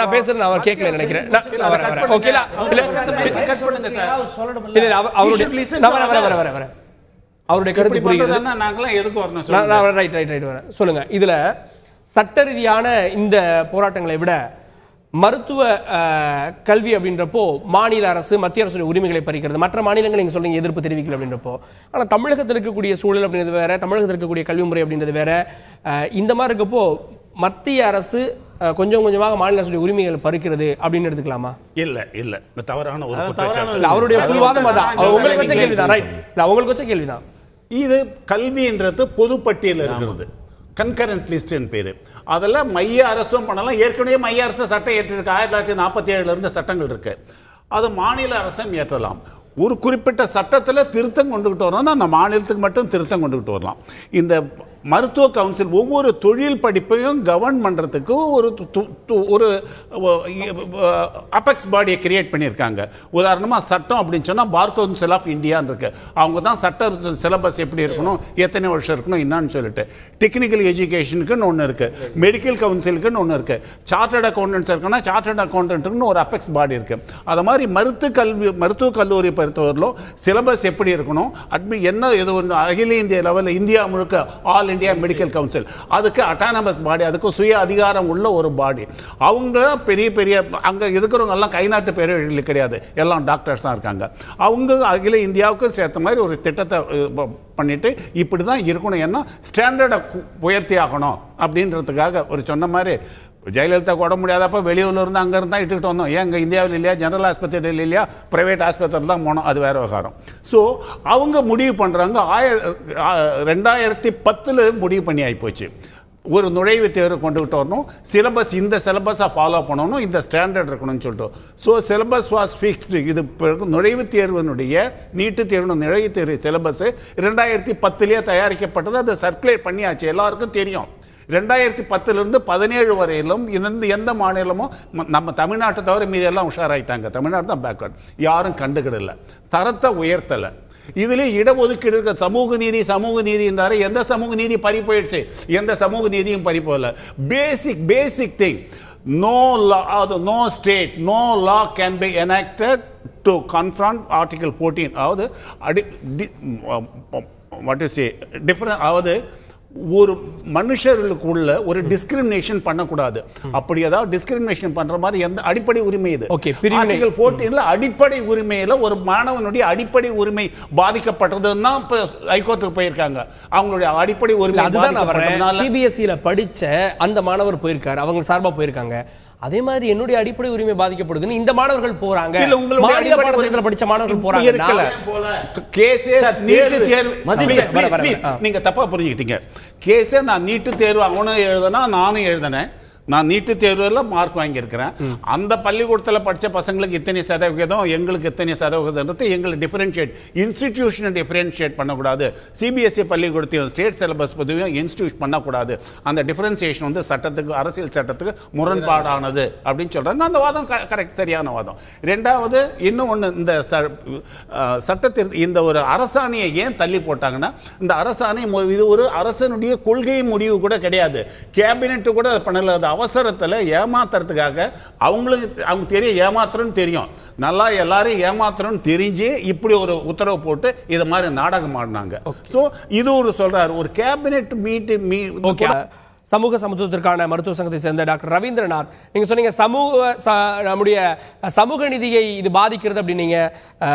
வழக்கறிஞர் ராமலிங்கம் அவர்கள் அது பாதிக்காது அப்படின்னாரு. உங்களுடைய கருத்து? இல்ல, அவர் தவறா சொல்றாரு. நான் என்ன கேட்கிறேன்னா, தமிழ்நாட்டில் 2% மட்டும் படிக்கக்கூடிய சிபிஎஸ்இ மாணவர்களுக்கு இந்த இடஒதுக்கீடுனாக்க 3000 இடங்கள் கிடைக்கும். அதே சமயத்தில் 98% மாணவர்களுக்கு வெறும் 60 இடங்கள் தான் எம்பிபிஎஸ்ல கிடைக்கும். இது எந்த விதத்துல நியாயம்? இது சமூக நீதிக்கு எதிரானது இல்லையா? அதே போல கிராமப்புற மாணவர்கள் முற்றிலுமா புறக்கணிக்கப்படுவாங்க, இது சமூக நீதி இல்லையா? அதே போல நீட்டு நுழைவுத் தேர்வு மூலமாக மத்திய அரசு இடஒதுக்கீட்டை ஒழித்து கட்ட பார்க்கிறது. 50% ஓபன் கோட்டாவை முழுமையாக முன்னேறிய இடஒதுக்கீடு மாற்ற நினைக்கிறது. இது சமூக நீதிக்கு எதிரானது இல்லையா? எனவே இது அப்பட்டமாக சமூக நீதிக்கு எதிரானது, மாநில உரிமைகளுக்கு எதிரானது. எனவே மத்திய அரசாங்கம் உடனடியாக இந்த பிரச்சனை தீர்வு காண குடியரசுடைய ஒப்புதலை இந்த தமிழ்நாடு சட்டங்களுக்கு ரவீந்திரநாத், உங்களுக்கு தெரிஞ்சிருக்கும் 2006 அதே சட்டத்தை உச்சநீதிமன்றம் வந்து ஒரு கோர்ட்ல வந்து இல்ல அப்படின்ட்டாங்க. ஆனால் அது 2007 இருந்து நம்ம வந்து பொறியியல் கல்லூரிகளுக்கெல்லாம் நுழைவுத் தேர்வு நடத்தாம தான் இருந்தோம். ஸோ அதற்கும் வாய்ப்பு இருக்குதுல்ல, குடியரசுத் தலைவருடைய ஒப்புதலை பெற்றாலும் அதற்கு மீண்டும் உச்சநீதிமன்றம் சென்று இதற்கான வாய்ப்பு இருக்கு. இல்ல, உச்ச நீதிமன்றம் வந்து அந்த மாதிரி மாநில அரசு உரிமைகளுக்கு எதிராக செயல்பட்டா அதை எதிர்த்து மத்திய அரசாங்கம் உரிய சட்டங்களை கொண்டு வர வேண்டும், மாநில அரசு வலியுறுத்த வேண்டும். அதில் மாநில அரசு தோல்வி அடைகிறது, மத்திய அரசு தன்னுடைய பொறுப்பை தட்டி அடைகிறது. எனவே மாநில அரசு உரிமையை பாதுகாக்க வேண்டும் என என்னுடைய இறுதியான கருத்தை பதிவு செய்கிறேன். ஓகே, உங்களுடைய இறுதியான கருத்துக்களை பதிவு செய்தீர்கள். நிகழ்ச்சியில் கலந்து கொண்டதற்கு உங்களுக்கு நன்றி. சாமானியர்களுடைய பிரதிநிதியாக இருக்கக்கூடிய நசீம் அகமது, இந்த இப்போதைக்கு இந்த ஆண்டில் மட்டும்தான் இந்த பிரச்சனை அப்படின்றீங்களா? ஏன்னா போன வருஷமும் ஒரு வருடம் விலக்கு கொடுத்தாங்க, சரி அடுத்த வருடத்துல இருந்து அது பண்ணுங்கன்னு. இந்த வருடம் நீட் தேர்வு எழுதினார்கள் மாணவர்கள். நீட் தேர்வு எழுதினாலும் சேர்வதில் பிரச்சனை. இந்த பிரச்சனை அடுத்த வருடமும் கண்டினியூ ஆகும்னு நினைக்கிறீங்களா? இல்லை இதில் இந்த வருடமே வந்து ஒரு சுமூக தீர்வு, ஒரு குழப்பத்திற்கு விடை கிடைச்சிடும், பரவாயில்ல நாங்கள் பொறுத்திருக்கோம், எங்களுக்கு நிரந்தர தீர்வு வேணும்னு நினைக்கிறீங்களா? தீர்வு கிடைக்குதோ இல்லையோ, ஆனால் நியாயம் கிடைக்காது. இப்போ இந்த வருடம் +1 படிக்கிற பையனுக்கு வந்து பாடத்திட்டத்தை மாற்றிட்டாங்களா? 10th பசங்களுக்கு மாற்றிட்டாங்களா? 9th பசங்களுக்கு மாற்றிட்டாங்களா? ஒரு வருடத்தில் நடக்கக்கூடிய விஷயமா இது? இப்போ வழக்கறிஞர் சொன்னாங்க அரசியலமைப்பு சட்டத்தில் சம வாய்ப்பு வழங்கப்படலை அப்படின்னு சொல்லி. 2 நிறுவனங்களுக்குள்ளே சம வாய்ப்பு வழங்கப்படுங்கிறது சட்டம் பாஸ் பண்ணுது. 2 வேறு பாடத்திட்டத்தில் படிக்கிறவங்களுக்கு ஒரே தீர்ப்பு வைக்கிறதுக்கு அரசியல் சட்ட அமைப்பு வாய்ப்பு கொடுத்துருக்கா? அது 2 பேரும் சமமா? ஒருத்தனை காலை கட்டிட்டு ஓட சொல்கிறது எந்த விதத்தில் நியாயம்? அதுக்கு அரசியலமைப்பு சட்டம் வந்து 2 பேரோட உரிமை பறிக்கலையா? அரசியலமைப்பு சட்டம் வந்து தமிழ்நாட்டு மாணவர்களுக்கு வந்து உரிமையை வந்து மறுக்க சொல்லியிருக்காங்க. இந்த ஜட்ஜ்மெண்ட்லயே நீதிபதி சொல்றாரு, ஒரு குடும்பத்துல 2 பையன் இருக்கான், அப்ப 2 பேருக்கு உடம்பு இல்லைன்னா 2 பேரை வேறு வேறு மருத்துவமனைகள்ல நீங்க சேர்ப்பீங்க. இதை எப்படி எடுத்துக்கிறோம்னு கேட்டீங்கன்னா, இன்றைய செய்தி தொலைக்காட்சியில வழக்கறிஞர் காந்தி ஒரு கருத்தை முன் வச்சார், எப்படி பாதிக்குங்கிறத. நான் இன்னைக்கு அது ஒரு நியூஸ் சேனல்ல பார்த்தேன். அதாவது 95% விழுக்காடு மாணவர்கள் சிபிஎஸ்சி மாணவர்கள் ஆக்கிரமித்துக் கொள்வார்கள் மொத்த இடத்துல. 5% மாநில பாடத்திட்ட மாணவர்கள் சொல்லிட்டு ஒரு கருத்தை சொல்றாரு. ஏன்னா எஸ்சி எஸ்டி மாணவர்கள் சிபிஎஸ்சியில் படிச்சிருக்க மாட்டாங்க. இதுல இருந்தே தெரியுது உங்களுக்கு, சிபிஎஸ்சி படிக்கிற மாணவர்கள் சொல்லிட முடியுமா சிபிஎஸ்சில படிக்கிறதுல எஸ்சி எஸ்டி மாணவர்களே இல்ல. அவர் சொன்ன கருத்தை தான் சொல்றாரு. சமூக நீதிக்குள்ளே சொல்லிட முடியுமா? சமூக நீதி என்பது நீங்க ஜாதி அடிப்படையில் இடஒதுக்கீடு கொடுக்கப்படுவதை மட்டும் சமூக நீதினு சொல்ல முடியாது. சம வாய்ப்பு வழங்கப்படலைன்னா கூட அது வந்து சமூக நீதிக்கு அப்பாற்பட்டதுதான்.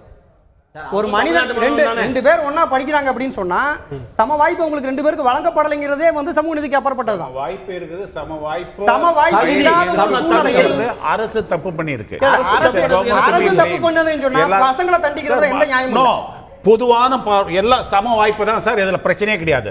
இந்த சிலபஸ் ஃப்ரேம் பண்றது medical council of India, CBSE கிடையாது. டோன்ட் அனாவசியமா சிபிஎஸ்இ இருக்காதீங்க ப்ளீஸ். நான் சொல்றது, ஏற்கனவே இந்த தேர்வு எழுதிய மாணவர்கள் சிபிஎஸ்இ படிச்ச மாணவர்களுக்கு தேர்வு எளிதாக இருந்தது. அவங்களுடைய சிலபஸ் தான் நிறைய கேட்கப்பட்டது. மாநில பாடத்திட்டத்தை படிச்ச மாணவர்களுக்கு ரொம்ப கஷ்டமா இருந்தது. அப்படின்றப்போ இது சிபிஎஸ்இ அவர்களுடைய சிலபஸ் நடத்தக்கூடிய தேர்வு அப்படின்னு தான் எடுத்துக்கணும். இல்ல, எடுக்க முடியாது. இதுதான் ஸ்டாண்டர்ட் தரம் அப்படின்னு சொல்லிட்டு 2010ஆம் ஆண்டே சொல்லிடுச்சு. அந்த அளவுக்கு ஸ்டாண்டர்டு யாருமே ரிவைஸ் பண்ணிக்காருந்தாங்க. சிபிஎஸ்இ சிலபஸ்ல இருந்து எடுக்கல. ஃபார் தட் மேட்டர் சிபிஎஸ்இ பாடத்திட்டத்தினுடைய அணுகுமுறை வேற, அவங்களுடைய சப்ஸ்டன்ஸ் வேற. சொன்ன மாதிரி டாபிக் ஒன்னா தான் இருக்கும், உள்ள இருக்கிற விஷயங்கள் வேற, சப்ஜெக்ட் வேற. பசங்களை திங்க் பண்ண வைக்கிறாங்க கடுமையான. ஆனா பரீட்சை எழுதும் போது ஏன் சிபிஎஸ்இ பசங்க கம்மியாக எடுக்கிறாங்க, ஸ்டேட் போர்டு பசங்க அதிகம் வாங்கினாங்க. 1200க்கு 1100 100க்கு 100 மார்க்கெல்லாம் வாங்கினாங்களே, சிபிஎஸ்இலேயே 100க்கு 100 வாங்க முடியல, 100க்கு 80 எடுக்கிறதுக்கு ஏன் சிரமப்படுறாங்க? ஒய் அந்த ஒரு புரிதல் வேணும். சப்ஜெக்டினுடைய ஏதோ தெரியும். டீச்சிங் மெத்தட்ல இருந்து நீங்க சொல்றீங்க, டீச்சிங் மெத்தட்ல இருந்து எல்லாம் மாறணும். அது சிந்திக்க வைக்கிறாங்க, பசங்களை சிந்திக்க வைக்கிறாங்க. ஓகே ஓகே, வாந்தி எடுக்கிறது கிடையாது. மக்க உருட்டல் போட்டுட்டு மனப்பாடம் பண்ணிக்கிட்டு வாந்தி எடுக்கிறது அந்த சிஸ்டத்துல கம்மி. ஓகே ஓகே, அதுதான் இருக்கணும். ஓகே, இல்ல ரெண்டு கேள்விகள் இருக்கு. ஒண்ணு, இல்ல இன்னைக்கு இருக்கக்கூடிய பிரச்சனைகளுக்கு நீங்க ஒரு உறுதியான அரசாக இருந்து இதை நீங்கள் அணுகவில்லை அப்படின்றது ரவீந்திரநாத்துடைய குற்றச்சாட்டு ஒண்ணு. இன்னொன்னு, 2010 இதற்கான சிலபஸ் வந்துருச்சுன்றப்போ அப்பவே நீங்க சமச்சீர் கல்வியை ஏற்றுக்கொள்வதா வேண்டாமா அப்படின்னு நிலைப்பாட்டில் வந்தீங்க. அதுக்கப்புறம் வேற ஏதாவது மாற்றங்கள் சிலபஸ் மாத்திரம்னா இன்னும் பண்ணியிருக்கலாம். 2011 நீங்க ஆட்சிக்கு வந்தீங்க, 12-13 மாத்தி இருந்தா இன்னைக்கு இந்த பிரச்சனை இருந்திருக்காரு. அதுக்கான நடவடிக்கை எடுத்துட்டு இருக்கிறோம். முதல்ல வழக்கறிஞர் இது 2வது ஆட்சி, உங்களுடைய 2வது தொடர் மறந்துடுவேன். வழக்கறிஞர் சொன்னது பதில் சொல்லி ஆகணும். அது என்ன, சிபிஎஸ்இ வந்து மக்க பண்ணாம புரிஞ்சிட்டு படிக்கிறாங்களா, ஆங்கில வழியில் படிக்கிறான், தாய்மொழியில் உலகத்திலேயே தாய்மொழி கல்வியில் படிக்கிறதா சார் சுயமா சிந்திக்கிறான். இது வந்து +1 பாடத்தையும் +2 பாடத்தையும் 2 வருஷமா +2 பாடத்தையும் நடத்துறாங்க. என்ன பெரிய சிபிஎஸ்இ, அவன் தான் சிபிஎஸ்இ படிக்கிறது அறிவாளி, இந்த மாநில பாடத்திட்டத்தை படிக்கிற அறிவாளி இல்லையா? இன்னைக்கு நாட்டினுடைய படிச்சிருக்க இல்லையா? டிஸ்கிரிமினேஷன் பண்றாரு. சிபிஎஸ்இ படிச்சவன் தான் அறிவாளி, சிபிஎஸ்இ நடத்துற ஆசிரியர்கள் தான் புத்திசாலின்னு சொல்றதை நான் கடுமையா எதிர்க்கிறேன், மறுக்கிறேன். அது அல்ல உண்மை. இல்ல தாழ்வுல அவர் சொல்லணும் சார், தாழ்வுன்னு சொல்லணும், தரம் சொல்றாரு, தரம்ன்றாரு. மாநில பாடத்திட்டத்துல சிலபஸுடைய டீடைல் இல்ல, தலைப்பு இருக்கு, தலைப்புக்குள்ள இருக்கக்கூடிய டிஸ்கிரிப்ஷன் வேற. மறுபடியும் சொல்றேன், ஒரு பாடத்தை இது வந்து மொழி இல்ல, ஒரு பாடத்தை உள்வாங்கி பார்க்கறது உலகம் முழுக்க தாய்மொழி கல்வியில் படிக்கிறவங்க தான் சிறந்த சிந்தனையாளர்களா பல கண்டுபிடிப்புகளை கண்டுபிடிக்கிறாங்க. ஆனா இந்த சிபிஎஸ்இ பாடத்திட்டம் என்பது ஆங்கில வழியில் படிக்கிறாங்க. அதுதான் மக்கப், அதுதான் உருப்போடுறது, அப்படியே கக்கறது, மனப்பாடம் பண்ணி அப்படியே கக்கறது. அதுல எப்படி சுய சிந்தனை வளரும்? எத்தனை கண்டுபிடிப்பாளர்கள் வந்திருக்கிறாங்க. சர் சி வி ராமன் தாய்மொழியில படிச்சு வரலையா? சந்திரசேகர் தாய்மொழியில படிச்சு வரலையா? இன்னைக்கு இருக்கிற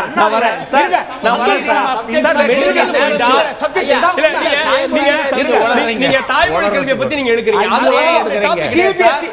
சிபிஎஸ்இ என்ன சார் பாடத்திட்டம்? தமிழ் வழியில படிக்கிறாங்க. மாநில பாடத்திட்டமே ஆங்கிலத்தில் இல்ல நீங்க சொல்லுவீங்களா? மாநில அடிப்படை கல்வி எல்லாம் பாருங்க. ஒண்ணே ஒண்ணு நான் உங்களுக்கு தெளிவா சொல்றேன், அடிப்படை கல்வியிலிருந்து ஆராய்ச்சி கல்வி வரை அனைத்து உலக நாடுகளிலும் தாய்மொழியில தான் படிக்கிறாங்க. அதனால சிந்திக்கிறாங்க, பல புதிய கண்டுபிடிப்புல கண்டுபிடிக்கிறாங்க. என்னுடைய குற்றச்சாட்டு என்னன்னா, சிபிஎஸ்இ பாடம் தான் உருப்போடுற பாடத்திட்டம், சுயமா சிந்திக்காத பாடத்திட்டம்.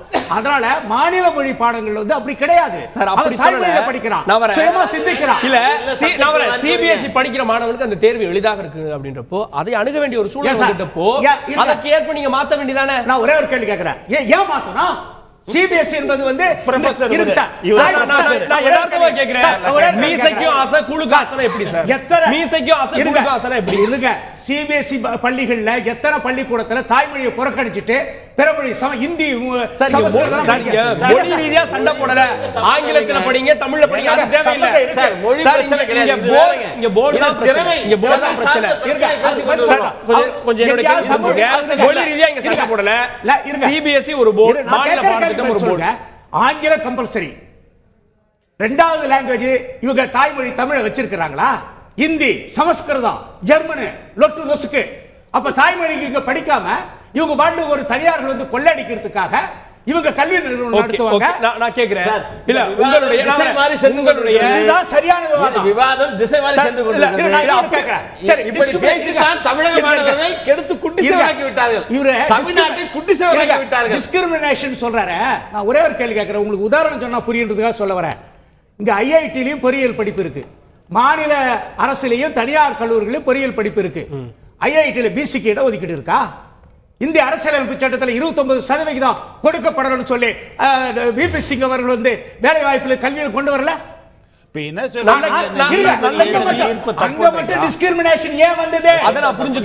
தெலுங்கானால படிக்கக்கூடிய மாணவர்கள் 1500 மாணவர்கள் ஐஐடில போறாங்க. தமிழகத்துல ஒட்டு மொத்தமா 4 பேர் கூட இணைறாங்க.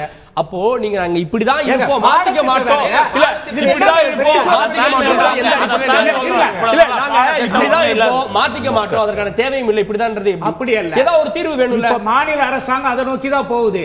இன்றைக்கு கேள்வி, காலம் கடந்து முற்றிலுமாக ஒரு ஆண்டு இந்த வருடத்திற்கு மருத்துவர்களே வர மாட்டாங்க, சிபிஎஸ்இ மருத்துவர்கள் வருவாங்க அப்படின்னு மருந்து தேடி வைக்கிறோம். யாரும் சொல்ல மாட்டாங்க. நோய் வந்த தான், பிரச்சனை வந்த பிற்பாடு தான் நாங்க அதை குறித்து சிந்திக்கிறோம். நான் என்ன சொல்றேன் சார், நோய் வரட்டும், நோய் முத்தி போனதுக்கு அப்புறமா அதான் கேள்வி. அது புற்றுநோய் எங்க முத்தி போச்சு? எங்க முத்தல இல்ல. இன்னைக்கு இதே நிலைமை தொடர்ந்தால் 3000 மாணவர்கள் சிபிஎஸ்இ படிக்க மாணவர்கள் தமிழக இடங்களை ஆக்கிரமிப்பாங்க. சாமானியர் காட்டி கேள்விக்கு யாரா பதில் சொன்னீங்களா? அவர் என்ன கேட்டாரு? போன வருஷம் விலக்கு கொடுக்குறீங்க நீட் தேர்வுக்கு, அப்போ +1 படிச்சவன் தான் இப்ப இந்த ஆண்டு வந்து +2 வரான். இந்த ஆண்டு +2 வர்றவனுக்கு நீ சம வாய்ப்பே இல்லாம சம போட்டி நீட் தேர்வு வச்சினாக்கா எப்படி மாணவிய பாடத்திட்டத்தில் படிச்சவன் இந்த சில சிபிஎஸ்இ சிலபஸ் படிச்சுட்டு அதிகமா தேர்வு ஆவற அந்த நீட் தேர்வுல வருவானா அப்படின்னு அவர் கேள்வி வச்சார். இதுல மட்டும் டிஸ்பாரிட்டி இல்ல. அது சார் உங்களுக்கு கேள்விதான், நீங்க கேள்வி கேக்குறீங்க. ஓகே, நியாயமான கேள்வி. யாருக்கா இருந்தாலும் சரிதான், தமிழக அரசுக்கா இருந்தாலும் சரி, யாருக்கா இருந்தாலும் சரி. Okay right. நந்தகுமார், நீட் தேர்வு எழுதிய மாணவர்களுக்கு ஒரு பிளஸ் அட்வான்டேஜ் அப்படின்னா அவர்களுடைய சிலபஸ்லேயே வந்து அவர்களுக்கு நீட் தேர்வும் இருந்தது. ரெண்டாவது 6% தேர்வு எழுதிய மாணவர்களுக்கு 15%, 2 அட்வான்டேஜ். அதுக்கப்புறம் மூன்றாவதும் ஒரு அட்வான்டேஜ் கேட்கறது எப்படி சரியா இருக்கும்?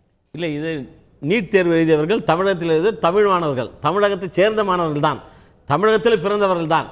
இதிலே பாகுபாடு வேண்டாம் என்பதுதான் எங்கள் நோக்கம். அரசாங்கம் முறையாக பாடத்திட்டங்களை உருவாக்கிவிட்டு இது போன்ற பிரச்சனைகளை செய்திருந்தால் மிக சிறப்பாக இருந்திருக்கும். அதை செய்யாமல் விட்டு இன்றைக்கு அதை ஒத்துக்கிறாங்க, அரசு ஒத்துக்கிறாங்க. இல்ல, நான் இந்த வாதத்திலேயே சொல்றது, மருத்துவ சீட்ல முதல் 300 இடங்கள், அதாவது Kilpauk medical college, Madras medical college, இங்க இருக்கக்கூடிய இந்த 300 இடங்கள்ல 78% இடங்கள் இந்த சிபிஎஸ்இ மாணவர்கள் தான் வருவார்கள். இந்த அடிப்படையில் நடந்தால் கூட 10 வருஷத்துக்கு முன்னாடி மத்திய அரசாங்கம் கூப்பிட்டு மத்திய மனிதவள மேம்பாட்டுத்துறை கூப்பிட்டு நீட் வரப்போகுது, இதெல்லாம் செய்யுங்க ஏற்கனவே சொல்லியிருக்காங்க. இது மாதிரி பாடத்திட்டங்கள் கல்வி திட்டங்கள்லாம் வகுத்து கொடுத்துருக்காங்க. இதை இவங்க குப்பையில போட்டாங்க.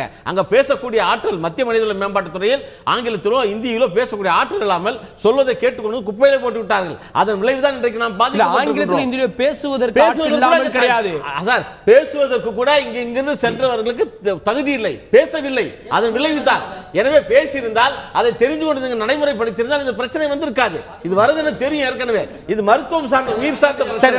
எனவே தகுதியானவரை தயார்படுத்த வேண்டிய கடமை இவருக்கு இருக்கிறது. உங்களுக்கே தெரிகிறது. இல்ல இல்ல இல்ல நான் வரேன். இது மாநில சொல்ற தவறாகவே இருக்கட்டும். கடந்த முறை 98% மாநில பாடத்திட்டத்தில் எழுதிய மாணவர்கள் சேர்ந்தார்கள் மருத்துவ படிப்புல. 2% தான் சிபிஎஸ்இ இதுல இருந்த மாணவர்கள். ஆனா இந்த வருடம் இந்த அடிப்படையில் நடந்தது அப்படின்னா, இந்த 85-15 தவிர்த்து விட்டு பிளாட்டா நடந்தது அப்படின்னா கிட்டத்தட்ட 3000 இடங்கள் 90 இடங்களுக்கு வரை அந்த மாணவர்கள் தான் வருவதற்கான வாய்ப்பு இருக்கிறது. சோ இது அப்படியே ரிவர்ஸ் செய்யறாதா? இல்ல நான் 300 மடங்கு அதிகம் சார். 2% மாநில அரசு ஒன்றை செய்திருக்கலாம். இன்றைக்கு இந்தியாவிலே மருத்துவர் எண்ணிக்கை வந்து வெறும் மிக குறை 60,000 இடங்கள் தான் இருக்கிறது. எனவே மத்திய அரசாங்கத்திடம் போராடி இன்னும் நிறைய இடங்கள் கொடுங்கள் என்று கேட்கலாம். இப்பொழுது பார்த்தால் நிறைய இடங்கள் கேட்டாலும் இந்தியாவிலே 473 மருத்துவக் கல்லூரிகள் தான் இருக்கிறது. தமிழ்நாட்டிலே பார்த்தால் வெறும் 49 கல்லூரிகள் தான் இருக்கிறது. இந்த கல்லூரிகளை மேம்படுத்துவதற்கோ உயர்த்துவதற்கோ மருத்துவ இடங்களை உயர்த்துவதற்கோ முயற்சிக்கலாமே தவிர இதை செய்யாமல் விட்டுவிட்டு இன்றைக்கு பொறியியலுக்கு பார்த்தால் லட்சக்கணக்கான விண்ணப்பிக்கிறார்கள். தமிழகத்துக்கு 80,000 பேர் தான் விண்ணப்பிக்கிறார்கள். எனவே தமிழகத்திற்கு கூட மிக குறைந்த இடங்களை உயர்த்துவதற்கு மருத்துவக் கல்லூரிகளை உயர்த்துவதற்கு 130 கோடி மக்கள் தொகை வெறும் 473 காலேஜ் உயர்த்தினாலும் இதே போல சிபிஎஸ்இ எழுதக்கூடிய மாணவர்கள் தான் 90% வரக்கூடிய வாய்ப்பு இருக்குமா? கல்வி திட்டங்களை மாற்றுங்கள். இந்தியாவில் எந்த மாநிலமும் எதிர்க்கவில்லை, தமிழகம் மட்டும் எதிர்க்கிறது. இங்கேதான் ஜாதி பாகுபாடு, இங்கேதான் பாடத்திட்டம் மாற்றப்படவில்லை. இங்கே மேம்போக்கான திட்டங்களை செய்யாமல் இவர்கள் காலம் தாழ்த்துவது.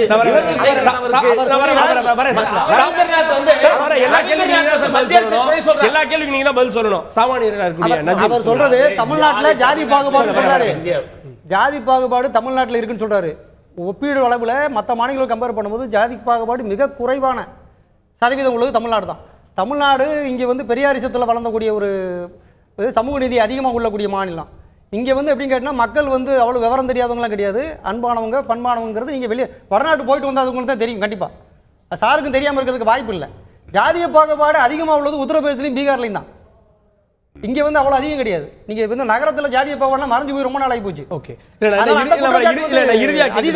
இல்ல இப்ப மாநில அரசு இப்படி ஒரு குழப்பம் இருக்குது அப்படின்னு நீங்க நினைக்கிறீங்க, ஒரு பெற்றோர் நினைக்கிறீங்கன்னா அடுத்த முடிவு என்ன? இனி வரக்கூடிய தலைமுறை எல்லாம் சிபிஎஸ்இலே படிச்சாதான் தீர்வு அப்படின்னு நினைக்கிறீங்களா? இல்ல, அது கண்டிப்பா தீர்வு இல்ல. ஏன்னா தமிழ் மீடியம் சிபிஎஸ்இல கிடையாது, அது தீர்வு கிடையாது. மருத்துவராகலைன்னா எல்லா பேரும் செத்து போயிட போறது இல்லை சார். மருத்துவராக மருந்துதான் இந்த ஊர்ல பொழைப்பாரு, மற்றவெல்லாம் பொழைக்க மாட்டாலும் கிடையாது. ஆனா மருத்துவ கனவோடையே படிக்கக்கூடிய கிராமப்புற மாணவர்கள் அந்த கனவை வந்து தகர்த்துட்டாங்கிறதுல எந்த சந்தேகமும் கிடையாது. மேட்டுக்குடி மக்கள் சிபிஎஸ்இ பள்ளி என்பது மேட்டுக்குடி மக்கள் மட்டுமே படிக்கக்கூடிய பள்ளி, அதிகமான கட்டணம் உள்ள பள்ளி. உங்களுடைய அரசாங்க பள்ளி பொருளாதார ரீதியாக முன்னேறிய பள்ளி. ஓகே, பொருளாதார ரீதியாக இல்லாத பட்சத்தில் கிராமப்புற மாணவர்கள் பாதிக்கப்படுவாங்க. கிராமப்புறம் மட்டும் இல்ல சார், கிராமப்புறம் மட்டும் கிடையாது, நீங்க பொருளாதார ரீதியாக மட்டும் கிடையாது, நீங்க அரசாங்க பள்ளிகளுடைய எண்ணிக்கை சிபிஎஸ்இல ரொம்ப ரொம்ப கம்மி. கேந்திரிய வித்யாலயா மத்திய அரசு பள்ளியாக மட்டும் உள்ள பள்ளி. கேந்திரிய வித்யாலயா அரசாங்க பள்ளி புரிந்து கொள்ள முடியாது. திருத்தத்தை கொண்டு வந்துட்டால் சாதாரண கிராமத்தில் புக்கர் கூட இல்ல மத்திய கல்வி பாடம் படிக்கலாம் சார். இடஒதுக்கீடு சமூக நீதி அடிப்படையில் இருக்கலாம் அப்படின்றப்போ இன்னொரு பார்வையில் ஸ்போர்ட்ஸுக்கு ஒரு கோட்டா இருக்கு, எக்ஸர்வீஸ்மேன் கோட்டா இருக்கு. அந்த அடிப்படையில் இப்படி இருந்துட்டு போனா என்ன தப்பு இருக்கலாம்? இல்ல சார், சட்ட ரீதியா அப்படி யோசிக்கிறப்போ இவ்வளவு பிரச்சனைகள் இருக்கப்போ மக்களுடைய எண்ணங்கள் ரீதியா இவ்வளவு மாணவர்கள் பாதிக்கப்படுறாங்க அப்படின்றப்போ அந்த யோசனை நீதிபதிகளுக்கு இருந்து. மாணவர்கள் பாதிக்கப்படவில்லை, மாணவர்கள் திருப்பி சொல்லிட்டு நம்மளை ஏமாத்திக்கலாம். ஒரு பொது தேர்வை எழுதுறாங்க, சிலபஸ் இதுதான் சிலபஸ் சொல்லிட்டு இந்தியா முழுக்க தெரிவிச்சாய் போச்சு. இதைத்தான் நீங்க தூங்கிட்டு நீங்க திருடு உங்க தூக்கத்தில் திருடு களவு போயிடுச்சுன்னா இந்த போயிடுச்சே அழக்கூடாது. நீங்க உங்க ஸ்டேட் கவர்மெண்ட் எந்த பாதிப்பே கிடையாது, தெரிஞ்சு போச்சு. இனிமேல தரத்தை உயர்த்திக்கிட்டு நம்ம வரணும். ரெண்டாவது, மருத்துவ படிப்பு படிச்சாதானா, வேற படிப்பே இல்லையா? நம்ம இன்ஜினியரிங் பத்தி சொல்லும் போது hardly 15% of the engineering graduates are employable. Engineering பொறியியல் படிப்பினுடைய தரம் அப்படிதான் போயிடுச்சு. இந்த ஏன் மெடிக்கல் கவுன்சில் ஆஃப் இந்தியா இப்படி ஒரு கொண்டுகிட்டு வந்தது? தரம் ரொம்ப குறைஞ்சு போச்சு. அந்த தரத்தை மெயின்டைன் பண்ணணும்னா ஒரு ஒரு குறிப்பிட்ட அளவுக்கு கொண்டுகிட்டு போகணும். அப்படி நல்ல கல்வி, அதாவது ஃபேக்கல்ட்டி எல்லாம் இப்படி இருக்கணும் அப்படி இருக்கணும்னு சொல்லிட்டு என்ஹான்ஸ் பண்ண பார்க்குறாங்க. இப்போ வெளியே வந்ததில் நம்ம ஆல் இண்டியா ரிப்போர்ட்லேயும் நீங்கள் பார்த்தீங்கன்னா India produces engineering graduates but 85% of them are not employable, they cannot be employed as engineers சொல்லிட்டு வருது. ஸோ தரம் ரொம்ப குறைஞ்சி போச்சு. அது அகில இந்திய லெவலில் ஏற்றணுன்றதுக்காக கடந்த 10 வருஷமாக ஏற்கனவே 7 வருஷமாக போராடி தான் வந்துகிட்டே இருக்குது. இது தெரியும், மாநில அரசுக்கு தெரியும். மாநில அரசு தூங்கிட்டு இன்னைக்கு வந்துட்டு அந்த குற்றச்சாட்டு கோர்ட்டுக்கிட்ட சொல்றது, சட்டம் என்ன சொல்றதோ அதான் ஜட்ஜ்மெண்ட் சொல்ல போறோம். நீதிமன்றத்துக்கு போனாலும் இதே தான் நிலைப்பாடா இருக்க போகுது. எங்க போனாலும் அரசை பொறுத்தளவில் மிக தெளிவாக மாநில மாணவர்களுடைய உரிமைகள் பாதிக்கப்படக்கூடாதுன்றதுல நாங்கள் தெளிவாக இருக்கிற நம்பர் 1. நாங்கள் வைக்கிற கேள்வி என்னன்னா, இன்றைக்கு வந்து எய்ம்ஸ் மருத்துவமனை, ஜிப்மர் மருத்துவமனை, அலிகார் யூனிவர்சிட்டி, டீம்டு யூனிவர்சிட்டி, இந்த இதெல்லாம் வந்து உள் இடஒதுக்கீடு இருக்கும்போது ஏன் வந்து தமிழகத்திற்கு வந்து இதில் விதிவிலக்கு கொடுத்து, நீங்கள் மாநில பாடத்திட்டத்தில் படித்தவங்களுக்கு விதிவிலக்கு கொடுத்து மருத்துவ கல்லூரிக்கு மாணவர்களை தேர்வு செய்கின்ற முறையை 85% ஏன் தடுத்தீர்கள் என்பதுதான் நாங்கள் இன்றைக்கு கேள்வி. சார் நீங்கள் பேசுவோம், எனக்கு டைம் ஒன்று. ரெண்டாவது வந்து நான் இன்னொன்று என்ன கேட்குறேன்னா, நீதியரசர் அவர்கள் வந்து ஒன்று சொல்லியிருக்கிறார். அதாவது இப்போ இந்த 85% அந்த இதுவை ஏற்றுக்கொண்டால் சிபிஎஸ்இ மாணவர்கள் கடும் அவதிக்கு உள்ளாவார்கள். இந்த 15 பேர் வழக்கு போட்டாங்க பாருங்க, சிபிஎஸ்இல படிச்சவங்க, அவங்களுக்காக அக்கறைப்பட்டு கவலைப்பட்டு தான் நீதியரசர் தீர்ப்பு சொல்லியிருக்க மாதிரி தெரியுது. தவிர அவர் கேட்கிற கேள்வி, ஏன் அப்போ மாநில பாடத்திட்ட மாணவர்கள் கேஸ் போடல? போட்டுருக்கலாம், அரசு போட்டிருக்க. ஏங்க மாநில பாடத்திட்ட மாணவர்களுக்காக அரசு 30 லட்சம் 40 லட்சம் செலவு பண்ணி சிறந்த வழக்கறிஞரை போட்டு வழக்கு போட்டிருக்க. அந்த மாநில பாடத்திட்டத்தில் படிச்ச மாணவர்களுக்கு அரசு பொறுப்படுத்துதுங்க. எங்களால பாதிப்பு வரக்கூடாதுன்றதால நாங்க அதை பொறுப்படுத்துகிறோம். நான் என்ன கேட்கிறேன், மறுபடியும் சொல்றேன், பொருளாதார ரீதியாக இடஒதுக்கீடு செய்யப்பட வேண்டும் என்று பெரியார் காலத்தில் சொல்லப்பட்ட பொழுது கல்வி ரீதியாகவும் சமூக ரீதியாக அதில் பாகுபாடே கிடையாது, டிஸ்கிரிமினேஷனே கிடையாது. இதுதான் அரசியலமைப்பு சட்டம், அதுதான் 15வது பிரிவு உட்பிரிவு 4. அதே மாதிரி தான் இன்றைக்கு நாங்கள் என்ன செய்யறோம்னா, இப்போ கலைஞர் கூட என்ன பண்ணார், வந்து கிராமப்புற மாணவர்களுக்கு ஒரு இடஒதுக்கீடு செய்தார். அதே இந்த கோர்ட்டில் போயிட்டு என்ன பண்ணாங்க, அவங்க எப்படி பார்க்குறாங்கனாக்கா, மேட்டுக்குடி இன்றைக்கு தமிழக அரசு எவ்வளோ கல்வியில் பெரிய புரட்சி செஞ்சுருமா, இந்த தனியார் பள்ளிகள்லாம் ஏன் எதிர்க்கிறாங்கன்றதுக்கு நான் காரணம் சொல்கிறேன். 10ஆம் வகுப்பு பொது இருங்க சொல்லி முடிச்சிடறேன். 10ஆம் வகுப்பு இருக்கு சார். நீங்க சொன்ன வாதத்தில் இருக்கக்கூடிய விஷயம், சிபிஎஸ்இ மாணவர்களும் மாநில திட்ட மாணவர்களும் நாட் ஈக்குவல் நீங்களே சொல்றீங்க. அதுக்கு காரணம் நீங்க தானே. இந்த வாதத்தில் இருக்கக்கூடியது, நீங்க ஒரு நீண்ட கால அடிப்படையில் 25 ஆண்டுகள் 26 ஆண்டுகள் அதிமுக ஆண்டு இருக்கிறது. 2010 இருந்து நீங்க ஆண்டிருக்கீங்க. 2010 அதுக்கான இண்டிகேஷன் தெரியும். சோ நீங்க பாடத்திட்டத்தை மாத்திருக்க வேண்டியது நீங்க தானே. ஏன்னா ஒரு எம்பிபிஎஸ்க்காக ஒரு சில, அது ஒரு சின்ன பிரிவுங்க. அது இன்னைக்கு தமிழ்நாட்டில் எத்தனையோ பிரிவுகள் இருக்கு. வளர்ச்சி என்பது நீங்க ஒரு சின்ன பிரிவு இருங்க. அப்ப நம்ம இன்னும் அதிக கவனம் செலுத்த தேவையில்லை. நாங்க வந்து எங்க குறிக்கோள்ல மாநில மாணவர்கள் பாதிக்கப்படக்கூடாதுன்னு நாங்க உறுதியா நிக்கிறோம். நான் என்ன கேள்வி கேட்கிறேன்னாக்கா, இந்த அரசாங்கமானது சிபிஎஸ்இ மாணவர்கள் பாதிக்கப்படக்கூடாதுன்னா மாநில பாடத்திட்ட மாணவர்கள் பாதிக்கப்படுறது நியாயம்னு நீதியரசர் சொல்றாரா? நான் கேட்கிற கேள்விக்கு பதில் சொல்லட்டும். ஆக இதை பொறுத்தவரை மாநில அரசு மீது இவங்களுக்குலாம் இந்த தனியார் பள்ளிகளில் ஏன் கோவம் தெரியுமா? 10ஆம் வகுப்பு பொதுத் தேர்வு, 11ஆம் வகுப்பு பொதுத் தேர்வு, 12ஆம் வகுப்பு பொதுத் தேர்வு, இது கல்வியில் நடந்த மிகப்பெரிய புரட்சி. இந்த தகுதி பட்டியல் போட்டாங்கல்ல, இதெல்லாம் பாடத்திட்டம் அதனுடைய தரம் நிச்சயமா சமச்சீர் கல்வி அவராது நல்லது பண்ணிருக்கணும். சமச்சீர் கல்வி திட்டம் கொண்டு வரும்போதே இந்த மத்திய அரசு பாடத்திட்டம் எல்லாம் ஒரே இந்தியாவில் ஒரே மாதிரி பாடத்திட்டம் கூட இந்த பிரச்சனை வந்திருக்காது. அவர்களும் சமச்சீர் கல்வி திட்டம் என்று கொண்டு வந்து தமிழக கல்வி தரம் குறைவதற்கு மிக மிக முக்கியமான காரணம் தமிழகத்திலே சிபிஎஸ்இ பள்ளிகள் அதிகமாக வருவதற்கும் சமச்சீர் கல்வி திட்டம். இந்த நிலைமை தொடர்ந்தால் சிபிஎஸ்இ பள்ளிகள் வந்து இன்னும் அதிகரிக்க வாய்ப்பு இருக்கு. நிச்சயமா அதிகரிக்க வாய்ப்பு. மக்கள் மேல் ஒரு மோகம் வந்து விட்டது. எனவே இன்றைக்கு இந்தியா முழுக்க எல்லா பாடத்திட்டங்களும் சிபிஎஸ்இ கல்வி மாறிக்கொண்டிருக்கிறார்கள். இவர்களும் இந்தியா ஒரே மாதிரி சிபிஎஸ்இ பாடத்திட்டத்தை கொண்டு வருவதால் சரியாக இருக்கும். வெளிப்படையாவே சொல்றோம்.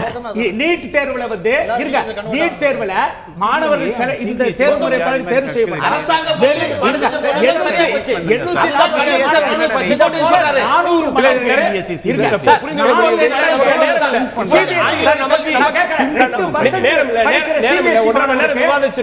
இடத்துக்கு மேல ஆனா லட்சக்கணக்கான மக்கள் கடந்த வருடம் மாநில அரசு நடத்திய கலந்தாய்விலே 98% மாநில பாடத்திட்டத்திலே எழுதிய மாணவர்கள் மருத்துவர்களாக படிப்பிலே சேர்ந்தார்கள். இந்த முறை இந்த 85-15 என்கின்ற விழுக்காடு ரத்து செய்யப்பட்டிருப்பதன் மூலமாக ஒருவேளை உச்சநீதிமன்றத்திலும் இதே ஒரு நிலைப்பாடு வந்தால் மாநில பாடத்திட்டத்திலே எழுதிய மாணவர்கள் வெறும் 300 இடங்களுக்கு மட்டுமே வர முடியும். 3000 இடங்களுக்கு 6% தேர்வு எழுதிய, ஒட்டுமொத்தத்தில் 2% +2 தேர்வு எழுதிய சிபிஎஸ்இ மாணவர்கள் வருவதற்கான வாய்ப்பு இருக்கிறது. இதற்கு தமிழக அரசு முன்கூட்டியே யோசிக்கவில்லை, பாடத்திட்டத்தை மாற்றவில்லை, சிலபஸை மாற்றவில்லை என்பதையும் காட்டி இன்றைக்கும் தமிழக அரசு அதனுடைய முடிவுகளில் உறுதியாக இல்லை. அவர்கள் ஒரு அழுத்தமான முடிவை கொடுத்து குடியரசுத் தலைவரிடம் கையெழுத்து பெறக்கூடிய முயற்சியில் ஈடுபட்டிருக்கலாம் என்கின்ற எதிர்க்கட்சிகளுடைய வாதம் இருக்கிறது. இன்னும் ஒரு வாய்ப்பு இருக்கிறது. உச்சநீதிமன்றத்தில் தமிழக அரசு என்ன செய்ய போகிறது என்கின்ற கேள்வியோடு அதை எதிர்நோக்கி இருக்கிறார்கள். மற்றொரு புறத்தில் மாணவர்களுக்கு பெரிய குழப்பம்தான் இதுவரையில் மிஞ்சி இருக்கிறது. விடை கிடைக்குமா என்பதை பொறுத்திருந்து பார்க்கலாம். அரங்கத்தில் வந்து உங்களுடைய கருத்துக்களை பதிவு செய்த உங்கள் நால்வருக்கும் நன்றி. பார்த்த உங்களுக்கும் நன்றி நேயர்களே. மீண்டும் மற்றொரு விவாதத்தில் சந்திக்கலாம். தொடர்ந்து இணைந்திருங்கள் தந்தி தொலைக்காட்சியுடன்.